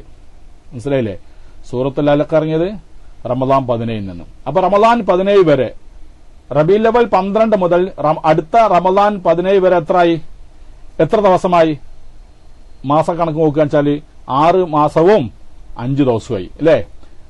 റബീഉൽ അവ്വൽ 12 മുതൽ കൂട്ടുകയാണെങ്കിൽ അടുത്ത റമദാൻ 17 വരെ എത്രയായി?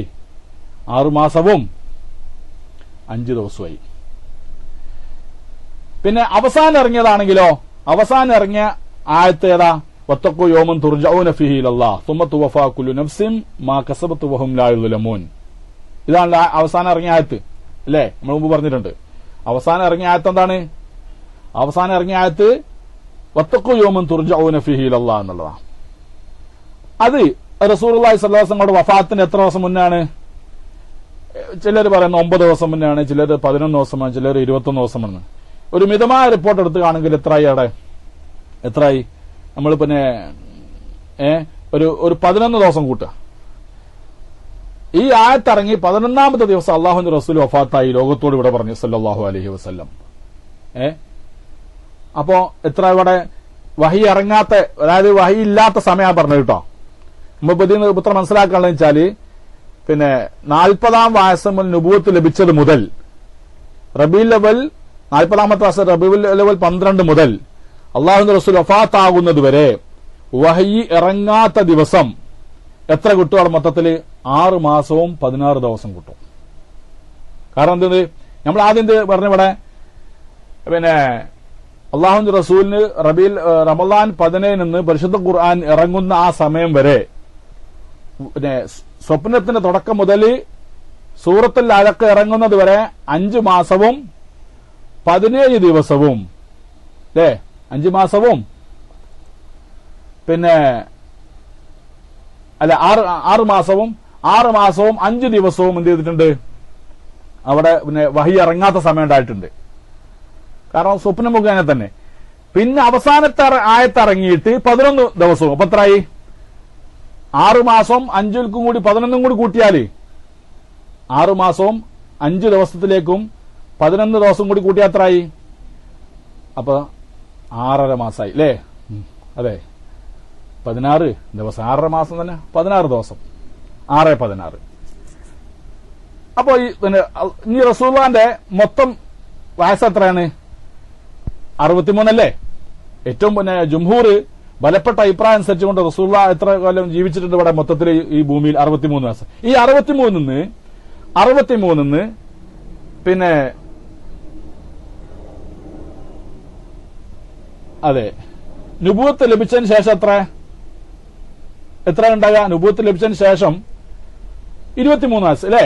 23 വയസ്സ്. 23 മൊത്തം ജീവിച്ചത് 63. അതെ, അതിൽ നിന്ന് നുബുവത്ത് ലഭിച്ചത് ഉണ്ടായിരുന്നു 23 വർഷത്തുനിന്ന് എത്ര ചുരുക്കുക? വഹി ഇറങ്ങിയതാ പറഞ്ഞ കേട്ടോ. അവിടെ ഖുർആന്റെ വഹി ഇറങ്ങിയ വിഷയ പറയുന്നത്. ആ 23 നിന്ന് എത്ര ചുരുക്കാളെന്ന് പറഞ്ഞ 6 മാസവും എത്ര? അതെ, 6 മാസവും 16 ദിവസവും അല്ലെ? 6 മാസവും 16 ദിവസം. ശരി.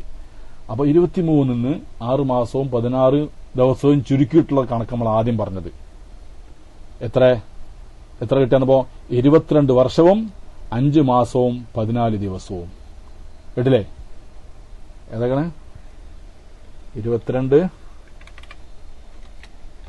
22 വർഷം,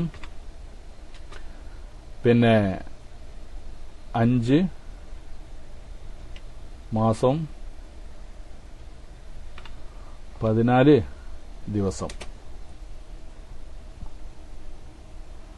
22 വർഷവും അതായത് 22 വർഷം അല്ലേ, പിന്നെ എത്ര ദിവസം, ഒരു 16 ദിവസത്തെ കമ്മിയുള്ളൂ. 22 വർഷം, അതിന് ഒരു അര വർഷത്തിന് 6 മാസത്തിന് 16 ദിവസത്തെ കമ്മിയുള്ളൂ. ഇതാണ് സൂക്ഷ്മമായിട്ട് ചില ആളുകളൊക്കെ കണക്ക് കൂട്ടിയപ്പോൾ അവർക്ക് ലഭിച്ച വിവരം. മനസ്സിലായില്ലേ? അപ്പൊ 22 വർഷം അല്ലെ, 22 വർഷവും 5 മാസവും 14 ദിവസവുമാണ് അള്ളാഹുവിന്റെ റസൂലിന് വഹയി ഇറങ്ങിക്കൊണ്ടിരുന്ന സമയം എന്ന് നമുക്ക് മനസ്സിലാക്കാൻ സാധിക്കുന്നതാണ്. അതല്ലാട്ടെ, അപ്പൊ ആവശ്യം അവിടെ അവസാനിപ്പിക്കുക. അപ്പൊ പരിശുദ്ധ ഖുർആൻ ഇറങ്ങിയത് നമ്മൾ മനസ്സിലാക്കി ഘട്ടം ഘട്ടമായിട്ടാണ്. എന്നാൽ മറ്റുള്ള വേദങ്ങളോ? മറ്റുള്ള വേദങ്ങൾ എങ്ങനെയാണ് ഇറങ്ങിയത്? തൗറാത്ത് ഇഞ്ചീലൊക്കെ എങ്ങനെ ഇറങ്ങിയത്? ഏടുകളൊക്കെ ഇറങ്ങിയല്ലോ, 100 ഏടും 100 ഏടുണ്ട് നമ്മൾ വിശ്വസിക്കുന്നില്ലേ, 50 ഏടുണ്ട്, അതുപോലെ തന്നെ 10 ഏട്, 30 ഏട്, ഇങ്ങനെയൊക്കെയുള്ള ഉണ്ടല്ലോ. അതെ, അപ്പൊ മറ്റ് വേദങ്ങളൊക്കെ തന്നെ ഏകദേശം ഹിജ്മാവിന്റെ ആ കാര്യത്തിൽ നിന്നുള്ളതാ. പിന്നെ ഒറ്റയടിക്കാണ് ഇറങ്ങിയത് എന്നുള്ളതാ. നമുക്ക് ചില ആയത്തുകളിൽ നിന്നും ഹദീസുകളിൽ നിന്നൊക്കെ ആ കാര്യം ബോധ്യപ്പെടുന്നുണ്ട്. പിന്നെ ഒന്നാമതായിട്ട് നമുക്ക് ഇതിന് തെളിവെന്തെന്ന് ചോദിച്ചാല്, പിന്നെ മക്കയിലെ മുശ്രിക്കുകൾ ചോദിച്ചു, എന്തുകൊണ്ട് ലൗലാ നുസ്സില അലൈഹിൽ ഖുർആൻ ജുംലത്തൻ വാഹിദത്തൻ, എന്തുകൊണ്ട് ഖുർആൻ ഒറ്റയടിക്ക് ഇറങ്ങുന്നില്ല എന്ന് ചോദിച്ചപ്പോ അള്ളാഹു തആല എന്ത് ചെയ്തിട്ടില്ല, അതിന് മറുപടി പിന്നെ അവരെ ആ മറുപടി പറഞ്ഞെടുത്ത് അവർ ആ പറഞ്ഞത് ശരിയല്ല എന്ന് അള്ളാഹു തആല പറഞ്ഞിട്ടില്ല. ഒന്നാമത്തെ തെളിവ് തന്നെയാണ്. എന്തുകൊണ്ട് ഒറ്റയടിക്ക് ഖുർആൻ ഇറങ്ങുന്നില്ല എന്ന് ചോദിക്കണമെങ്കിൽ അതിനർത്ഥം എന്താണ്?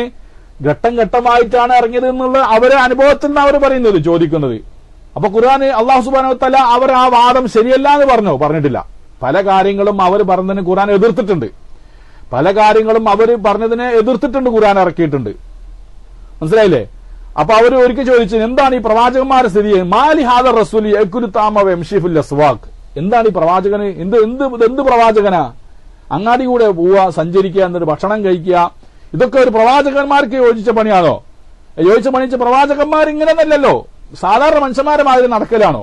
മാനുഷികമായ ഗുണങ്ങൾ ഉണ്ടാവോ പ്രവാചകന്മാർക്ക്? ഇതാണ് അവർ ചോദിച്ചത്. അള്ളാഹു മറുപടി പറഞ്ഞു, വമാ അർസൽനാ ഖബലക മിനൽ മുർസലീന ഇല്ലാ അന്നഹും ലയകുലൂന തആമ വയംശൂന ഫിൽ അസ്വാഖ്. അവിടെ മറുപടി കൊടുത്ത്, ഓ പ്രവാചകരെ, നിങ്ങൾ വിഷമിക്കണ്ട, അത്തരം ചോദ്യങ്ങളൊക്കെ വരും. നിങ്ങൾ ആത്മീയമായിരിക്കുന്ന ആ പ്രവാചകത്വത്തിനെ അല്ലെങ്കിൽ അതിനെ തള്ളിക്കളയാൻ വേണ്ടി അവർ പല ന്യായങ്ങളും ഉപയോഗപ്പെടുത്തും.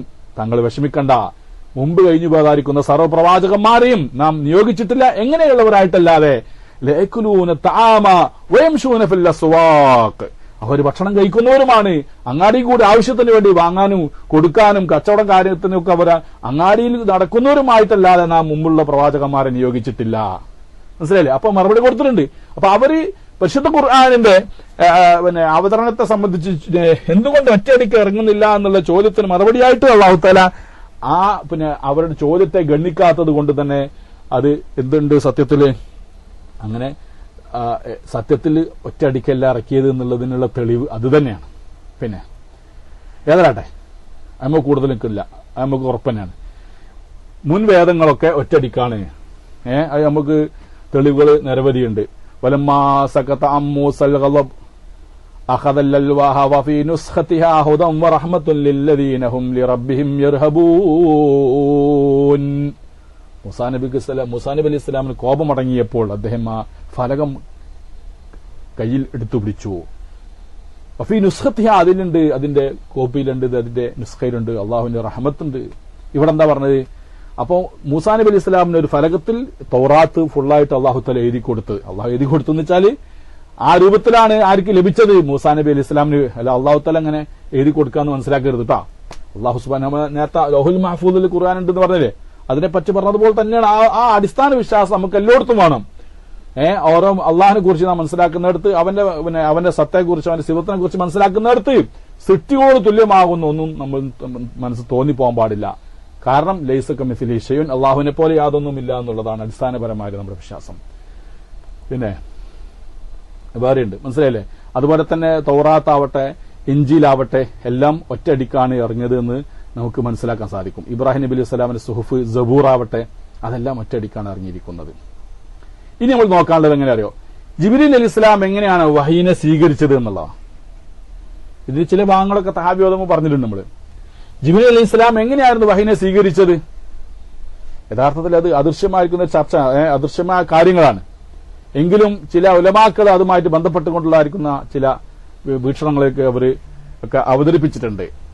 മഹാനായ തീബി റഹ്മത്തുള്ളാഹി അലൈഹി പറയുന്നു, ലഅല്ല നുസൂലുൽ ഖുർആനി അലൽ മലക്കി അൻ യതലഖഫഹു തലഖുഫൻ റൂഹാനിയൻ ഔ യഹ്ഫളുഹു മിനൽ ലൗഹിൽ മഹ്ഫൂദ് ഫയൻസിലു ബിഹി അല നബി സല്ലല്ലാഹു അലൈഹി വസല്ലം ഫയൽഖിയഹു ഇലൈഹി.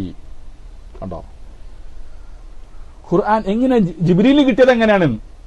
ഇവിടെ ഒരു പ്രത്യേകമായി പറയേണ്ട ഒരു കാര്യം ഉണ്ട്. അല്ലാഹു തആല ഞാൻ സംസാരിക്കുന്നത് പോലെ എങ്ങനെ സംസാരിച്ച് നിങ്ങൾ കേൾക്കുന്നു അല്ലെ? ഞാൻ സംസാരിക്കുമ്പോൾ നിങ്ങൾ കേൾക്കുന്നു. നിങ്ങൾ കേൾക്കുന്നില്ലേ? ഞാൻ സംസാരിക്കുന്നത് നിങ്ങൾ കേൾക്കുന്നില്ലേ? ഞാൻ പറയുന്ന അക്ഷരങ്ങള്, എന്റെ ശൈലി, എന്റെ സംസാരത്തിനിടയായിരിക്കുന്ന മൗനം എല്ലാം നിങ്ങൾ മനസ്സിലാക്കുന്നുണ്ട്.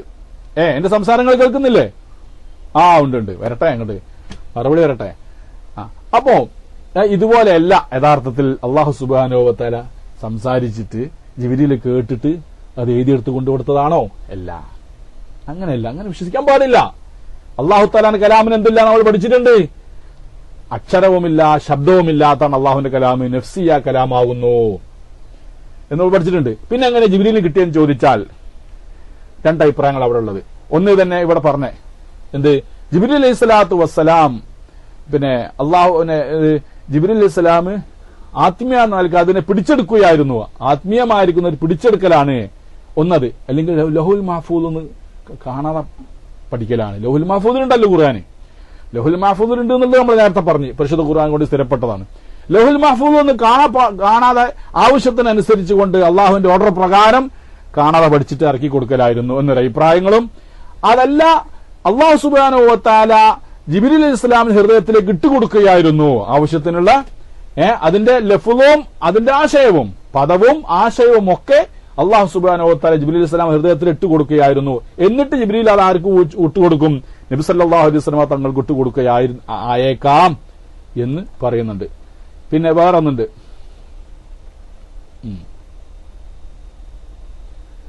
പിന്നെ വേറെ ഹദീസ് നമുക്ക് കാണാം. എന്താ? തബറാനി ഉദ്ധരിച്ച ഹദീസ്, ഇദാ തകല്ലമ അല്ലാഹു ബിൽ വഹി അഖദത്തി സമാഉ റജ്ഫതൻ ശദീദതൻ മിൻ ഖൗഫില്ലാഹ്. അല്ലാഹു സുബ്ഹാനഹു വ തആല വഹീന്റെ വഹി ഇറക്കാനുള്ളതായിരിക്കുന്ന ഇറാദത്ത് ഉണ്ടാകുമ്പോൾ, ജിബ്രീൽ അലൈഹി ഇസ്ലാമിന് ഒരു കാര്യം അല്ലാഹു തആല അറിയിച്ചു കൊടുക്കാനുള്ളതായിരിക്കുന്ന ആ സമയമാകുമ്പോൾ, ഫഇദാ സമിഅ ബിദാലിക അഹ്ലുസ് സമാഇ, അപ്പോൾ ആകാശത്തിന്റെ ആകാശത്തുള്ള ആളുകള് അള്ളാഹുവിന് വഹി വരുന്നു എന്നുള്ളത് കേൾക്കുമ്പോൾ സുഇഖു അല്ലെങ്കിൽ സഇഖു, അവരെല്ലാവരും ബോധരഹിതരായി വീണുപോവുകയാണ്. ആകാശത്തുള്ളവർ അവരെല്ലാവരും സുജൂദിൽ വീഴുന്നു. ആദ്യമായിട്ട് എഴുന്നേൽക്കുന്നത് ജിബ്രീലായിരിക്കും. അങ്ങനെ അല്ലാഹു സുബ്ഹാനഹു വ തആല ജിബ്രീൽ അലൈഹി സ്വലാമിന്റെ ഹൃദയത്തിലേക്ക് അള്ളാഹു ഉദ്ദേശിച്ചത് ഇട്ടുകൊടുക്കുന്നു. മനസ്സിലായില്ലേ? ആ ഓർഡർ കിട്ടുമ്പോൾ എല്ലാവരും സുജൂദിൽ വീഴുന്നു. ആദ്യമായി തലയുയർത്തി നോക്കുന്നത് ജിബ്രീൽ അലൈഹി സ്വലാമാണ്. അങ്ങനെ ജിബ്രീൽ അലൈഹി സ്വലാം തലയുയർത്തി നോക്കിയാൽ അല്ലാഹു തആല ജിബ്രീൽ അലൈഹി സ്വലാമിന്റെ ഹൃദയത്തിലേക്ക് ഇട്ടുകൊടുക്കുന്നു. എന്നിട്ട് എല്ലാവരും ചോദിക്കും, ഫയന്തഹി ബിഹിൽ മലായികത്തു ഫകുല്ലമാ മറ ബിസമാഇൻ സഅലഹു അഹ്ലുഹു മാദാ ഖാല റബ്ബുന. ഓറാകാശത്തിലൂടെ വരുമ്പോൾ ചോദിക്കും, എന്താണ് റബ്ബ് പറഞ്ഞത് എന്ന് ചോദിക്കും. ഖാലു അൽ ഹഖ്, അങ്ങനെ ഹക്കാണ് പറഞ്ഞിരിക്കുന്നത്. അങ്ങനെ കൽപ്പിച്ചിടത്തേക്ക് അത് കൊണ്ടുപോവുകയും ചെയ്യും. ഏതായിരുന്നാലും പിന്നെ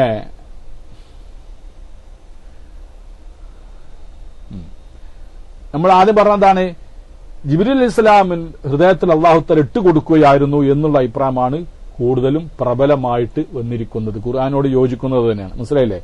ഖുർആനോട് യോജിക്കുന്ന പ്രയോഗം തന്നെയാണ് ജിബ്രീൽ അലൈഹി ഇസ്ലാമിന്റെ ഹൃദയത്തിൽ അല്ലാഹു തആല ഇട്ടുകൊടുക്കുകയായിരുന്നു. പിന്നെ ലഹുൽ മഹ്ഫൂദ് കാണാൻ പാടാക്കലുണ്ടാവാം. ചില ഹദീസിലൊക്കെ അങ്ങനെ വന്നത്, ഇബ്നു അബ്ബാസ് റളിയല്ലാഹു അൻഹു ഉദ്ധരിക്കുന്ന ചില ഹദീസിലൊക്കെ ജിബ്രീൽ അലൈഹി ഇസ്ലാം ലഹുൽ മഹ്ഫൂദ് രണ്ടും ഉണ്ടാവാം. ഹൃദയത്തിൽ ഇട്ട് കൊടുക്കുകയും ചെയ്യും, ലഹുൽ മഹ്ഫൂദ് ഒന്ന് എടുക്കുകയും ചെയ്യും. അങ്ങനെയായിരുന്നു. പിന്നെ ഇനി അപ്പൊ ജിബ്രീൽ അലൈഹി ഇസ്ലാം എങ്ങനെയായിരുന്നു അത് എടുത്തിരിക്കുന്നത് എന്നുള്ളത് ഏകദേശം വിവരം നമുക്ക് കിട്ടി. നബി സല്ലല്ലാഹു അലൈഹി വസല്ലം തങ്ങൾ ഖുർആനെ സ്വീകരിച്ചത് എങ്ങനെയാണ്? ചില വിഷയങ്ങളൊക്കെ അടയാളങ്ങളൊക്കെ നമ്മൾ പറഞ്ഞിട്ടുണ്ട് അല്ലെ? ഒരു 5-6 അടയാളങ്ങൾ വഹി വരുന്ന സന്ദർഭത്തിൽ നബി സല്ലല്ലാഹു അലൈഹി വസല്ലം തങ്ങൾക്ക് ഉണ്ടായിരുന്നതായ ശാരീരികവും മാനസികവുമായിരിക്കുന്ന അടയാളങ്ങൾ, ശാരീരികമായിരിക്കുന്ന വ്യത്യാസങ്ങൾ, അതൊക്കെ നമ്മൾ കഴിഞ്ഞൊരു ക്ലാസ്സിൽ പറഞ്ഞിട്ടുണ്ട്. അതിന്റെ ചില ഭാഗങ്ങൾ ഇവിടെയും വരും. അള്ളാഹുവിന്റെ റസൂൽ ജിബ്രീൽ അലൈഹി സ്വലാം 2 അവസ്ഥയിലായിരുന്നു ഖുർആൻ സ്വീകരിച്ചിരുന്നത്. നബി സല്ലല്ലാഹു അലൈഹി വസല്ലം തങ്ങള് ജിബ്രീലിൽ നിന്ന് 2 അവസ്ഥ എന്തായിട്ടുണ്ട്, ഖുർആൻ സ്വീകരിച്ചിട്ടുണ്ട്. ഒന്നെന്താണ്? ഒന്നാമത്തെ അവസ്ഥ, അള്ളാഹുവിന്റെ റസൂല് തന്റെ ആ മാനുഷിക അവസ്ഥയിൽ നിന്ന് മറ്റൊരവസ്ഥയിലേക്ക് റസൂൽ എന്ത് ചെയ്യുക, മാറുക. ഒന്നാമത്തേതാ. എന്താണ്? മനുഷ്യന്റെ ഒരു മാനസികമായ അവസ്ഥ ഉണ്ടല്ലോ ഹൃദയത്തിന്, ആ മാനസികമായ അവസ്ഥയിൽ നിന്ന് മലക്കിന്റെ അവസ്ഥയിലേക്ക് അള്ളാഹുവിന്റെ റസൂൽ മാനസികമായിട്ട് മാറി വരിക ഒന്നാമത്തെ അവസ്ഥയാണ്. എന്തിനു വേണ്ടിയാണ്?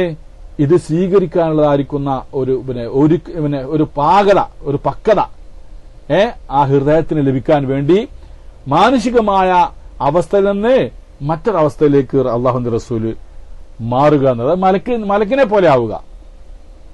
ഒന്നുകിൽ വരുന്ന മലക്കിനെ പോലെ അള്ളാഹുവിന്റെ റസൂൽ അങ്ങോട്ട് മലക്കിനെ പോലെ ആവുക, അല്ലെ വരുന്ന മലക്ക് റസൂലിനെ പോലെ മനുഷ്യരൂപം പ്രാപിക്കുക. രണ്ടാലൊന്ന് ഇവിടെ പറഞ്ഞത് തന്നെയാണ്. ഒന്നുകിൽ എന്ത് ചെയ്യണം, രണ്ടും തമ്മിൽ എന്താണ് മുനാസബത്ത് വേണം. രണ്ടും തമ്മിൽ ഒന്ന് മലക്കീയ ലോകമാണ്, ഒന്ന് ഒരു മാനുഷിക ലോകമാണ്. ഒപ്പം ബശരീയ ലോകത്തിന് മലക്കീയ ലോകത്തിന് നേർക്ക് നേരെ അങ്ങോട്ട് എന്ത് ചെയ്യാൻ പറ്റില്ല, ബന്ധപ്പെടാൻ പ്രയാസമായതുകൊണ്ട് ഒന്നുകിൽ അള്ളാഹുവിന്റെ റസൂല് മാനുഷിക അവസ്ഥയിൽ നിന്ന് മലക്കിന്റെ അവസ്ഥയിലേക്ക് ആന്തരികമായി മാറുന്നു, എന്നിട്ട് വഹീനെ സ്വീകരിക്കുന്നു. അല്ലെങ്കിൽ വരുന്ന വഹീം കൊണ്ട് വരുന്ന മലക്ക് ജിബ്രീൽ അലൈഹിസ്സലാത്തു വസ്സലാം മലക്കിന്റെ അവസ്ഥയിൽ നിന്ന് മാനുഷിക അവസ്ഥയിലേക്ക് മാറിയിട്ട് മനുഷ്യന്റെ രൂപം പ്രാപിക്കുന്നു. ഇങ്ങനെയുള്ളത് മനസ്സിലായില്ലേ? പക്ഷേ പരിശുദ്ധ ഖുർആൻ വേറെ കാര്യം മനസ്സിലാക്കുക. പരിശുദ്ധ ഖുർആൻ ഇറങ്ങുമ്പോൾ ഹദീസുകളൊക്കെ എന്ത് ചെയ്തിട്ടുണ്ട്? ജിബ്രീൽ അലൈഹിസ്സലാത്തു വസ്സലാം ഹദീസുകളായിട്ടൊക്കെ വരുമ്പോ ഒക്കെ മനുഷ്യരൂപത്തിൽ വന്നു. ഖുർആൻ ഇറങ്ങുമ്പോൾ ഇവിടെ പ്രത്യേകമായി മനസ്സിലാക്കേണ്ട കാര്യമാണ്, ഖുർആൻ ഇറങ്ങുന്ന സന്ദർഭത്തിൽ അള്ളാഹുവിന്റെ റസൂല് എന്താവുക ചെയ്യുക? അള്ളാഹുവിന്റെ റസൂല് മലക്കിന്റെ അവസ്ഥയിലേക്ക് അങ്ങോട്ട് മാറുകയായിരുന്നു ചെയ്തിരുന്നത് ഖുർആൻ ആകുമ്പോൾ. അല്ലെങ്കിൽ തെറ്റിദ്ധാരണ വരൂലേ? കാരണം അല്ലേ തന്നെ അവര് പറഞ്ഞിട്ടുണ്ട്, ഇന്നമാ യുഅല്ലിമുഹു ബശറുൻ, നബി സല്ലല്ലാഹു അലൈഹി വസല്ലം തങ്ങൾക്ക് ഒരു മനുഷ്യനെ പഠിപ്പിച്ചു കൊടുക്കുകയാണ്. റസൂൽ കരീം സല്ലല്ലാഹു അലൈഹി വസല്ലം ഉരുവിടുന്ന ഖുർആൻ വാക്യങ്ങളൊക്കെ ഒരു മനുഷ്യൻ പഠിപ്പിച്ചു കൊടുക്കാന്നുള്ള ആരോപണം അവിടെ നിലവിലുണ്ട്. ആ സന്ദർഭത്തിൽ ജിബ്രീൽ അലൈഹി സ്വലാം ഒരു മനുഷ്യന്റെ രൂപത്തിൽ വന്നുകൊണ്ട് ഖുർആൻ ഓതി കൊടുക്കുകയാണെന്നുണ്ടെങ്കിൽ എന്തിന് ശക്തി പകരും? അത് മുശ്രിക്കുകളുടെ വാദത്തിന് ശക്തി പകരും. ഏതൊരു മനുഷ്യൻ, നമ്മളാരും അറിയില്ല, എവിടുന്നൊന്നും ഒരാൾ വന്നിട്ട് ഇങ്ങനെ പറഞ്ഞു കൊടുക്കുകയാണ് ഖുർആൻ, എന്നിട്ട് അതാണ് പറയുന്നത് എന്ന് പറയും. അപ്പൊ പരിശുദ്ധ ഖുർആൻ ഇറങ്ങുന്ന സന്ദർഭത്തിൽ ജിബ്രീൽ അലൈഹി സ്വലാത്തു വസ്സലാം ആരെ രൂപം സ്വീകരിച്ചിട്ടില്ല? മാനുഷിക രൂപം സ്വീകരിച്ചിട്ടില്ല. പിന്നെ എന്താ ഉണ്ടായത്? പരിപൂർണമായ രീതിയിലും അള്ളാഹുവിന്റെ റസൂല് ആന്തരികമായിട്ട് മലക്കിന്റേതായ അവസ്ഥ പ്രാപിക്കുകയായിരുന്നു. നേരെ പക്ഷെ ഹദീസുകളും കാര്യങ്ങളൊക്കെ ആകുമ്പോൾ എന്ത് വന്നിട്ടുണ്ടാടെ നമുക്കറിയാം. പിന്നെ ബുഖാരിയിലൊക്കെ ഉള്ള ഹദീസ്, തുടക്കത്തിൽ തന്നെയുള്ള ഹദീസ് അല്ലെ, സഹാബത്തൊക്കെ കൂടിയിരിക്കുമ്പോ ജിബ്രീൽ അലൈഹി സ്വലാത്തു വസ്സലാം ദഹിയത്തുൽ കൽബിയുടെ രൂപത്തിൽ വന്നുകൊണ്ട് പിന്നെ അവിടെ റസൂലാക്ക് സലാം പറയുകയും റസൂലാന്റെ മുട്ടിനോട് അടുപ്പിച്ച് മുട്ട് വെച്ചുകൊണ്ട് ഇരുന്ന് പിന്നെ ഇസ്ലാമിനെ കുറിച്ച് ചോദിച്ച്, ഈമാനെ കുറിച്ച് ചോദിച്ച്, ഇഹ്സാനെ കുറിച്ച് ചോദിച്ച് ഒക്കെ കൂടി കഴിഞ്ഞു പോയി. ഖിയാമത്ത് നാളിനെ കുറിച്ച് ചോദിച്ച്, എന്താ വേണ്ടാന്ന് ചോദിച്ച് അവസാനം എന്ത് ചെയ്തു? പിന്നെ വന്ന ആൾ അങ്ങോട്ട് പോയി അല്ലേ? ആ വന്ന വ്യക്തിയുടെ ഒരു വിവരണമുണ്ട് ഉമർ റളിയല്ലാഹു തആല, വളരെ സൂക്ഷ്മമായ വിവരണം. ഈ അടുത്ത നാട്ടുകാരനല്ല, യാതൊരു അടുത്ത നാട്ടുകാരനല്ല അദ്ദേഹം എന്നുള്ളത് ഞങ്ങൾക്ക് അറിയാം. ഞങ്ങൾക്ക് പിന്നെ പരിചയമില്ലാത്ത ഒരാളാണ്, അപരിചിതനാണ് തീർത്തും. എന്നാൽ യാത്രയുടെ അടയാളം കാണുന്നുണ്ടോ? യാത്ര ചെയ്തിട്ട് ദൂരെയുള്ള നാട്ടുകാരാണെങ്കിൽ യാത്ര ചെയ്തിട്ട് എന്തെങ്കിലും കുറച്ചെന്തെങ്കിലും ഇന്നത്തെ കാലത്തെ മാതിരി AC യുള്ള റൂമില് അല്ലെങ്കിൽ നല്ല സൗകര്യങ്ങളോടുകൂടെ ഫസ്റ്റ് ക്ലാസ് പ്ലെയിനിൽ പിന്നെ പറന്നു വന്നാല് മുഖത്ത് അങ്ങനെ എന്ത് കാണാൻ സാധിക്കൂല, യാത്ര ക്ഷീണം കാണാൻ സാധിക്കൂല. അന്നതല്ലല്ലോ, അന്ന് തുറന്ന മരുഭൂമിയിലൂടെയുള്ള വരവ്. അതുകൊണ്ട് തന്നെ തീർച്ചയായിട്ടും ദൂരപ്രദേശത്ത് നിന്ന് വരുന്ന ആളുകളുടെ മുഖത്ത് യാത്രാക്ഷീണം ഉണ്ടാവും എന്നുള്ള യാതൊരു സംശയമില്ല. എന്നാൽ വന്ന ആളെ മുഖത്ത് എന്ത് ചെയ്യുന്നില്ല? ഒരു പിന്നെ യാത്രയുടെ ഒരു അടയാളം കാണുന്നില്ല. എന്നാൽ ഇവിടെ അടുത്ത നാട്ടുകാരാണ്, അടുത്ത നാട്ടുകാരനല്ല, ദൂരെ ഉള്ള നാട്ടുകാരനല്ല, ഒരു ബുദ്ധിമില്ലാതെ എവിടുന്നോ ഇങ്ങനെ ഇറങ്ങി വന്ന് മാതിരിന്ന്. അപ്പൊ അതാരായിരുന്നു? ഇതാണ് അദ്ദേഹത്തിന് നല്ല കറുകറുത്ത മുടിയും അതുപോലെ വെളുവെളുത്ത വസ്ത്രവും ഒക്കെ ധരിച്ച ഒരു വ്യക്തിയായിരുന്നു. അള്ളാഹുവിന്റെ റസൂൽ അവസാനം പറഞ്ഞു കൊടുത്ത് ജിബ്രീൽ അതാക്കും യുഅല്ലിമുക്കും ദീനക്കും, അത് ജിബ്രീലായിരുന്നു, നിങ്ങൾക്ക് നിങ്ങളുടെ മതം പഠിപ്പിക്കാൻ വേണ്ടി വന്നതായിരുന്നു ജിബ്രീൽ ഇസ്ലാം. ഇപ്പൊ സഹാബത്തിന് മനസ്സിലായി. അപ്പൊ ഇതൊക്കെ ഹദീസിന്റെ വിഷയത്തില. ഹദീസിന്റെ വിഷയത്തില് ജിബ്രീൽ അലൈഹി സ്വലാത്തു വസ്സലാം മാനുഷിക രൂപം പ്രാപിച്ചു വന്നിട്ടുണ്ട്. ചിലപ്പോൾ ദിഹിയത്തുൽ കൽബിയുടെ രൂപത്തിലാകും, ചിലപ്പോൾ വേറെ ഏതെങ്കിലും അറാബികളുടെ രൂപത്തിലാകും. എന്നാൽ ഖുർആനുമായിട്ട് ഇറങ്ങുന്ന സന്ദർഭത്തിൽ അള്ളാഹുവിന്റെ റസൂല് മാനസികമായി മലക്കിന്റേതായ അവസ്ഥ പ്രാപിച്ചുകൊണ്ട് അങ്ങോട്ട് അതിനെ സ്വീകരിക്കലായിരുന്നു എന്നുള്ളത്, അതാണ് ഇതുമായിട്ട് ബന്ധപ്പെട്ട് എന്നായ ഒരു വിഷയം നാം മനസ്സിലാക്കേണ്ടത്. അള്ളാഹുവിന്റെ റസൂലിനോട് ചോദിച്ചു. അപ്പൊ എന്താ റസൂൽ പറഞ്ഞത്? റസൂൽ പറഞ്ഞ അഹ്യാന യഅ്തീനി അൽ വഹയു, ഹദീസുണ്ടല്ലോ, എന്തായിരുന്നു ഹദീസ്? അഹ്യാന യഅ്തീനി മിസ്ലു സൽസലത്തിൽ ജറസ് വഹുവ അശദ്ദുഹു അലയ്യ. ചിലപ്പോ എനിക്ക് പിന്നെ വഹി വരും, അത് എങ്ങനെ, അതൊരു മണിനാദം പോലെ ആവും. മണിനാദം പോലെ എന്ന് വെച്ചാൽ ഈ മണിനാദം ഉണ്ടാകുമ്പോൾ എപ്പോഴാണ് ജിബ്രീൽ അലൈഹി സ്വലാത്തു വസ്സലാം ജിബ്രീലിന്റെ രൂപത്തിൽ തന്നെ, ജിബ്രീലിന്റെ യഥാർത്ഥ രൂപത്തിൽ, ജിബ്രീല് പിന്നെ അത് മനുഷ്യരൂപം പ്രാപിക്കാതെ വരുമ്പോഴുള്ളതാണ് ഈ മണിനാദം കേൾക്കൽ. അത് കുറച്ചുകൂടി പ്രയാസകരമാണ്. ബഹു അശദ്ദുഹു അലയ്യ, അതെനിക്ക് വളരെയധികം പ്രയാസമുള്ളതാണ്. ആ മണിനാദം വഴക്കിയിട്ടുള്ളതായിരിക്കും ജിബ്രീലിന്റെ വരവ്. ഫയഫ്സുമനി വഖദ് വഅയ്തു മിന്നു മാ ഖാല, ആ മണിനാദം അങ്ങോട്ട് കഴിയുമ്പോഴേക്കും ജിബ്രീൽ അലൈഹിസ്സലാം ഓതിത്തന്നതായിരിക്കുന്ന കാര്യങ്ങളൊക്കെ ഞാൻ കാണാതെ പഠിച്ചിട്ടുണ്ടായിരിക്കും. വഹ്യാനൻ യതമസ്സലു ലിൽ മലക്കു റജുലൻ, ചില സന്ദർഭത്തിൽ എനിക്ക് ജിബ്രീൽ അലൈഹിസ്സലാം ഒരു മനുഷ്യനായിട്ട് രൂപാന്തരപ്പെടും. ഫയകല്ലിമുനി, അങ്ങനെ മനുഷ്യനായി എന്നോട് സംസാരിക്കും. അങ്ങനെ പറയുന്നത് ഞാൻ ശരിക്കും ഹൃദിസ്ഥമാക്കുകയും ചെയ്യും. അപ്പൊ എന്താണ് ആ പറഞ്ഞതൊക്കെ എന്താണെന്ന് മനസ്സിലായാടെ? ഈ രണ്ടാമത് പറഞ്ഞതാണ് അത് ഹദീസുമായി വരുന്ന സന്ദർഭത്തിലാകുന്നു. ആദ്യത്തെ നമുക്ക് മനസ്സിലാക്കണം അങ്ങനെയാണ് ചില ഇതിലൂടെയൊക്കെ. ദിഹിയത്തുൽ കൽബിയുടെ രൂപത്തിലാണ് മനുഷ്യനായി വരുമ്പോ, അല്ലെങ്കിൽ ചില അറാബികളെ, എപ്പോഴും ദിഹിയത്തുൽ കൽബിന് ആവണമെന്നില്ല, വേറെ അറാബികളുടെ അറാബി വേഷത്തിൽ വരാറുണ്ട്. ദിഹിയത്തുൽ കൽബി എന്ന് മാത്രമൊന്നല്ല, പിന്നെ അങ്ങനെ വന്നിട്ടുണ്ട് എന്ന് അർത്ഥമുള്ളൂ. അപ്പം പിന്നെ തീർച്ചയായിട്ടും അവിടെ മനസ്സിലാക്കേണ്ടത്, പിന്നെ നബി സല്ലല്ലാഹു അലൈഹി വസല്ലമ തങ്ങൾക്ക് ഈ മണിനാദം പോലെയുള്ളതായിരിക്കുന്ന വഹി ഉണ്ടാകുന്ന സന്ദർഭത്തിൽ, അതുപോലെ പിന്നെ അല്ലെങ്കിൽ പിന്നെ എന്തെങ്കിലും ഒരു പിന്നെ അതാ വഹ്യാൻ യസ്മഉൽ ഹാദിറൂന സൗതൻ ഇൻദ മജീൽ വഹി കദവീൻ നഹലി, ഈ തേനീച്ചയുടെ ശബ്ദം പോലെയുള്ളതായിരിക്കുന്ന ശബ്ദം കേൾക്കും വഹി വരുന്ന സന്ദർഭത്തിൽ. അത് കേൾക്കുന്നു, അത് ഇവിടെ സദസ്സിലുള്ളവരും കേൾക്കും ആ ശബ്ദം. ചിലപ്പോ എന്തിനു ശബ്ദം കേൾക്കുക? വഹി വരുന്ന സന്ദർഭത്തിൽ തേനീച്ചയുടെ ഒരു മൂളക്കം പോലുള്ളതായിരിക്കുന്ന മൂളക്കം കേൾക്കാറുണ്ട്. നമ്മൾ പറഞ്ഞല്ലോ, അതെവിടുന്നാണ്? തലയുടെ ഭാഗത്തുനിന്ന് അല്ലെ ചെവിയുടെ ഭാഗത്തുനിന്ന് ഒരു ശബ്ദം കേൾക്കാറുണ്ട്. അപ്പൊ വഹിയ വരികയെന്ന് പറയും, മനസ്സിലാവും. അതുപോലെ തന്നെ അള്ളാഹുവിന്റെ റസൂൽ എന്ത് ചെയ്യുന്നുണ്ട്? പിന്നെ ശരീരത്തിന് വളരെയധികം ഭാരം വരുന്നുണ്ട്. ചുറ്റുഭാഗത്തുനിന്ന് അള്ളാഹുവിന്റെ റസൂല് എന്താകുന്നുണ്ട്? തീർത്തും പിന്നെ അപ്രത്യക്ഷനാകുന്ന വെച്ചാല് റസൂലുള്ളാഹിന്റെ ഹൃദയം മറഞ്ഞു പോകുന്നുണ്ട്. ചുറ്റുഭാഗത്തുള്ള ആ അവസ്ഥ വഹി വരുമ്പോൾ പരിപൂർണമായി നിൽക്കും റസൂൽ അതിലേക്ക് ലയിച്ചു തീരുകയാണ്. തന്റെ ചുറ്റുഭാഗത്തുള്ള റസൂലുള്ളാഹി അതിന് പരിപൂർണമായിട്ടും അദൃശ്യനാവുകയാണ്. പിന്നെ നമ്മൾ പറഞ്ഞല്ലോ 5-6 അടയാളങ്ങൾ പറഞ്ഞല്ലോ വഹി വരുന്നതിന്റെ. ആ വഹി വരുന്നതിന്റെ രൂപമാണ് ചിലപ്പോൾ ഒട്ടകപ്പുറത്തായിരിക്കും. ഒട്ടകപ്പുറത്തുനിന്ന് വഹി വരുമ്പോൾ ആ ഒട്ടകം ചെയ്യും തന്റെ കഴുത്ത് നിലത്ത് വെച്ചിട്ട് അമർന്നാട് കടക്കും, കാരണം താങ്ങി നിർത്താൻ കെൽപ്പില്ലാത്തത് കൊണ്ടിട്ട്. അതുപോലെ തന്നെ ചില സന്ദർഭത്തിൽ ഉറങ്ങുന്നവന്റെ കൂർക്കം വലി പോലത്തെ ഒരു ശബ്ദമായിരിക്കും അള്ളാഹുവിന്റെ റസൂലിന്. അല്ലെങ്കിൽ നല്ല വിയർപ്പ്, നല്ല തണുപ്പുള്ളതായിരിക്കുന്ന രാത്രികളിൽ പോലും സമയങ്ങളിൽ പോലും അള്ളാഹുവിന്റെ റസൂലിന് ശരീരം നെറ്റി വിയർക്കാറുണ്ടായിരുന്നു. ഇതൊക്കെ പറഞ്ഞ് അങ്ങനെയുള്ളതായിരിക്കുന്ന അവസ്ഥകളൊക്കെ, ഇതൊക്കെ ഏതവസ്ഥയാണെന്ന് നമുക്ക് മനസ്സിലാക്കാൻ സാധിക്കും.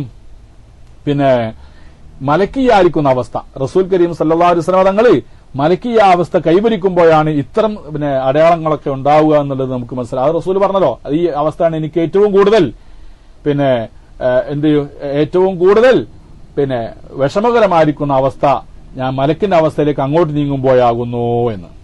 മനസ്സിലായില്ലേ? രണ്ടാമത്തെ നമ്മൾ പറഞ്ഞു, ഒന്നാമത്തെ അവസ്ഥ തന്നെ. രണ്ടാമത്തെ അവസ്ഥ ഏത്? ജിബ്രീൽ അലൈഹി സ്വലാത്തു വസ്സലാം മലക്കിന്റെ അവസ്ഥയിൽ നിന്ന് മാനുഷിക അവസ്ഥയിലേക്ക് വരിക. അപ്പോഴാണ് നമ്മൾ പറഞ്ഞത്. അപ്പൊ ഒരാളെ രൂപത്തിൽ വരും, അപ്പൊ സംസാരിക്കും, സാബത്ത് കേൾക്കും. കൂടുതൽ സമയത്ത് വന്നിരിക്കുന്ന ദിഹിയത്തുൽ കൽബി എന്ന അറബിയുടെ വേഷത്തിലായിരുന്നു വന്നിരുന്നത്, അല്ലെങ്കിൽ ആരും അറിയപ്പെടാത്ത ഒരു അറാബിയുടെ വേഷത്തിലായിരുന്നു വന്നതും എന്നും കാണാവുന്നതാണ്. മനസ്സിലായില്ലേ? പിന്നെ അപ്പൊ ചില ഹദീസിലൊക്കെ അങ്ങനെയുണ്ട്. മുസ്ലിമിന്റെ ഹദീസിലുണ്ട്, ബൈനമാ നഹനു ഇൻദ റസൂലില്ലാഹി സ്വല്ലല്ലാഹു അലൈഹി വസല്ലം ഇത് തലാ അലൈനാ റജുലുൻ വലാ യഅരിഫുഹു മിന്നാ അഹദുൻ. ഉണ്ടോ? ചില ഹദീസിൽ ഇങ്ങനെ കാണാം. ഞങ്ങൾ റസൂലുള്ളാഹിന്റെ അടുക്കലേക്ക് കയറി. അപ്പോൾ ഒരാൾ ഒരു മനുഷ്യൻ പ്രത്യക്ഷപ്പെട്ടു. ലാ യാരിഫു മിന്ന അഹദൻ, ഞങ്ങൾ ആരും അദ്ദേഹത്തെ അറിയുന്നില്ല. മറ്റൊരു ഹദീസ് കാണാൻ റദ്ദു അലിയ റജുല, ആ ആളെങ്ങോട്ട് ഒന്നുകൂടി ഇങ്ങോട്ട് വിളിക്കുന്നവരും. റസൂലുള്ളാഹിന്റെ അടുക്കലേ ജിബ്രീൽ വന്ന് പിന്നെ കാര്യങ്ങൾ സംസാരിച്ച് വഹിയൊക്കെ ഇറക്കി കൊടുത്തതിന് ശേഷം ആള് പുറത്താക്കുമ്പോൾ റസൂൽ ആളൊന്നുകൂടി കൊണ്ടുവരും, ആളൊന്നുകൂടി ഇങ്ങോട്ട് വിളിക്കുന്നവരും. പക്ഷെ ഫദഹബൂ ഫലം യജിദൂ, അവർ പോയി തെരഞ്ഞു നോക്കിയപ്പോൾ ആളെ കണ്ടില്ല. ആള് പോയി. ഫഖാല ഹാദാ ജിബ്രീൽ ജഅല അലിമന്നാസി ദീനഹും, ഇത് ജിബ്രീലാണ് നിങ്ങളെ ദീന് ജനങ്ങൾക്ക് ദീൻ പഠിപ്പിക്കാണ്ടി വന്നാണ്. അപ്പൊ ചില ആളുകൾ എന്ത്, ചില സന്ദർഭത്തിൽ സഹാബത്തിന് അറിയാത്ത ഒരു എപ്പോഴും ദിഹ്യത്തുൽ കൽബിയുടെ രൂപത്തിലാണെന്നുള്ളത് അല്ല അതിൽ നിന്ന് വരുന്നത്, മനസ്സിലായില്ലേ? ദിഹ്യത്തുൽ കൽബിയുടെ അവർക്കൊക്കെ മഷൂറായിരുന്നു. അദ്ദേഹം ഫേമസ് ആയ ഒരാളാണ് ദിഹ്യത്തുൽ കൽബി എന്ന് പറഞ്ഞാല്. രാജാക്കന്മാർക്കൊക്കെ ദൂതുമായിട്ട് പോകുന്ന അതല്ലേ ദിഹ്യത്തുൽ കൽബിയുടെ പ്രത്യേകത, അതല്ലേ സുഹൃത്തുക്കളെ? രാജാക്കന്മാർക്കൊക്കെ ദൂതുമായി പോകുന്ന അറിയപ്പെട്ട ഒരാളായിരുന്നു ദിഹ്യത്തുൽ കൽബി എന്നുള്ളത്. പിന്നെ അപ്പം ഏതായിരുന്നാലും ചില സന്ദർഭത്തിൽ ദിഹ്യത്തുൽ കൽബിയുടെ അല്ലാത്ത രൂപത്തിലും വരാറുണ്ട് എന്ന് നമുക്ക് കാണാൻ സാധിക്കുന്നതാണ്. പിന്നെ അപ്പൊ ഏതായാലും അപ്പൊ എന്തായി പറഞ്ഞാൽ മനസ്സിലായി ഇവിടെ. പിന്നെ ഇങ്ങനെ പല രൂപത്തിൽ വരും. ജിബ്രീൽ അലൈഹി സ്വലാത്തു വസ്സലാം മനുഷ്യരൂപം പ്രാപിച്ചുകൊണ്ട് അങ്ങനെ വരാറുണ്ടായിരുന്നു. അള്ളാഹുവിന്റെ റസൂൽ അങ്ങോട്ട് മാറാറുണ്ടായിരുന്നു. അങ്ങോട്ട് മാറുമ്പോഴാണ് ഖുർആൻ ഇറങ്ങുക. വൽ ഖുർആൻ കരീമു ലം യൻസൽ മിൻഹു ഇല്ലാ അൻ തരീഖ് ജിബ്രീൽ. ഇനി വേറെ ചോദിക്കട്ടെ, ജിബ്രീൽ അല്ലാത്ത രീതിയിൽ ജിബ്രീലിന്റെ മാധ്യസ്ഥമില്ലാതെ ഇൽഹാമിലോ അല്ലെങ്കിൽ സ്വപ്നത്തിലോ ആയിട്ട് അള്ളാഹുവിന്റെ സ്വപ്നം കണ്ടിട്ടോ റസൂലുള്ളാഹിക്ക് വഹി ലഭിച്ചിട്ടുണ്ടോ? എന്താ ഇൽഹാമിലായിട്ട് വഹി ലഭിച്ചോണെന്നല്ല ഇരിക്കുന്നത്, ഖുർആൻ അറിയട്ടോ എന്ന ചോദ്യം. പരിശുദ്ധ ഖുർആൻ ജിബ്രീൽ അലൈഹിസ്സലാം മുഖേനയല്ലാതെ ഇൽഹാമിലൂടെയോ അല്ലെങ്കിൽ സ്വപ്നത്തിലൂടെയോ ലഭിച്ചിട്ടുണ്ടോ എന്നാ ചോദ്യം. എന്താ ബിസ്മില്ലാ തന്നെ ഉള്ളൂ മറുപടി പറയാന്? ഉണ്ട്, ഇല്ല, ഉണ്ട് എന്നാണ്, ഇല്ല എന്നാണ് പറയുന്നത്. എന്നാൽ പരിശുദ്ധ ഖുർആൻ ആര് മാത്രമേ അവതരിപ്പിച്ചിട്ടുള്ളൂ? ജിബ്രീൽ അലൈഹിസ്സലാം മുഖേന മാത്രമേ കിട്ടിയിട്ടുള്ളൂ. ഉണ്ട് എന്നുള്ള ധാരണ തിരുത്തുക, കേട്ടില്ലേ? ഖുർആൻ അതാര് മുഖേന മാത്രമേ ലഭിച്ചിട്ടുള്ളൂ? ജിബ്രീൽ അലൈഹിസ്സലാം മുഖേന അല്ലാതെ ഖുർആൻ ഇല്ല. ഇൽഹാമിലൂടെ ഖുർആൻ ഇല്ല. സ്വപ്നത്തിൽ കണ്ടത് എന്നില്ല, ഇൽഹാമില്ല. അത് വഹി ഹദീസ് ഉണ്ടാവാം, വഹി ഉണ്ടാകും. വഹീനെ കുറിച്ച് നമ്മൾ ചോദിക്കും. വഹി എന്ന് പറഞ്ഞാൽ ഖുർആാനുള്ള ഖുർആൻ വഹി തന്നെയാണ്, ഹദീസും വഹി തന്നെയാണ്, അല്ലെ? എന്താ വ്യത്യാസമുണ്ട്. ഖുർആൻ ആകുമ്പോൾ ഏതെന്ന് മാത്രം അതിന്റെ പദവും ആശയവും അള്ളാഹുവിന്റേത് തന്നെയാണ്. അതിൽ ജിബ്രീലിന് യാതൊരു പങ്കുമില്ല. ജിബ്രീൽ അലൈഹി ഇസ്ലാമിന് യാതൊരു പങ്കുമില്ല. ഹദീസ് ആകുമ്പോൾ ചിലപ്പോൾ ജിബ്രീലിന്റേതായിരിക്കുന്ന പദം ഉപയോഗിച്ചിട്ടുണ്ടാവാം, അല്ലെങ്കിൽ പ്രവാചകന്റെ പദം ഉപയോഗിച്ചിട്ടുണ്ടാവാം. പദം ആരുടെ തന്നെയാണ്? പ്രവാചകന്റേതാവാം, റസൂലിന്റേതാവാം. പിന്നെ ഖുർആനാകുമ്പോൾ ഏത് പറ്റൂല, അത് ഇല്ല, പദം ജിബ്രീലിന്റേതാ. ഇന്നഹു ലഖൗലു റസൂലിൻ കരീം എന്നുള്ളത് എന്ത് മനസ്സിലാക്കണ്ട, പിന്നെ ജിബ്രീലിന്റെ കലാമാണ്, ജിബ്രീൽ പറഞ്ഞതാണെന്ന് പറഞ്ഞുകൊണ്ട് ജിബ്രീലിന്റെ സ്വന്തം പദമാണ് എന്ന് തെറ്റിദ്ധരിക്കണ്ട. ജിബ്രീലാണത് പറഞ്ഞു കൊടുക്കുന്നതെന്ന് അർത്ഥമേ ഉള്ളൂ.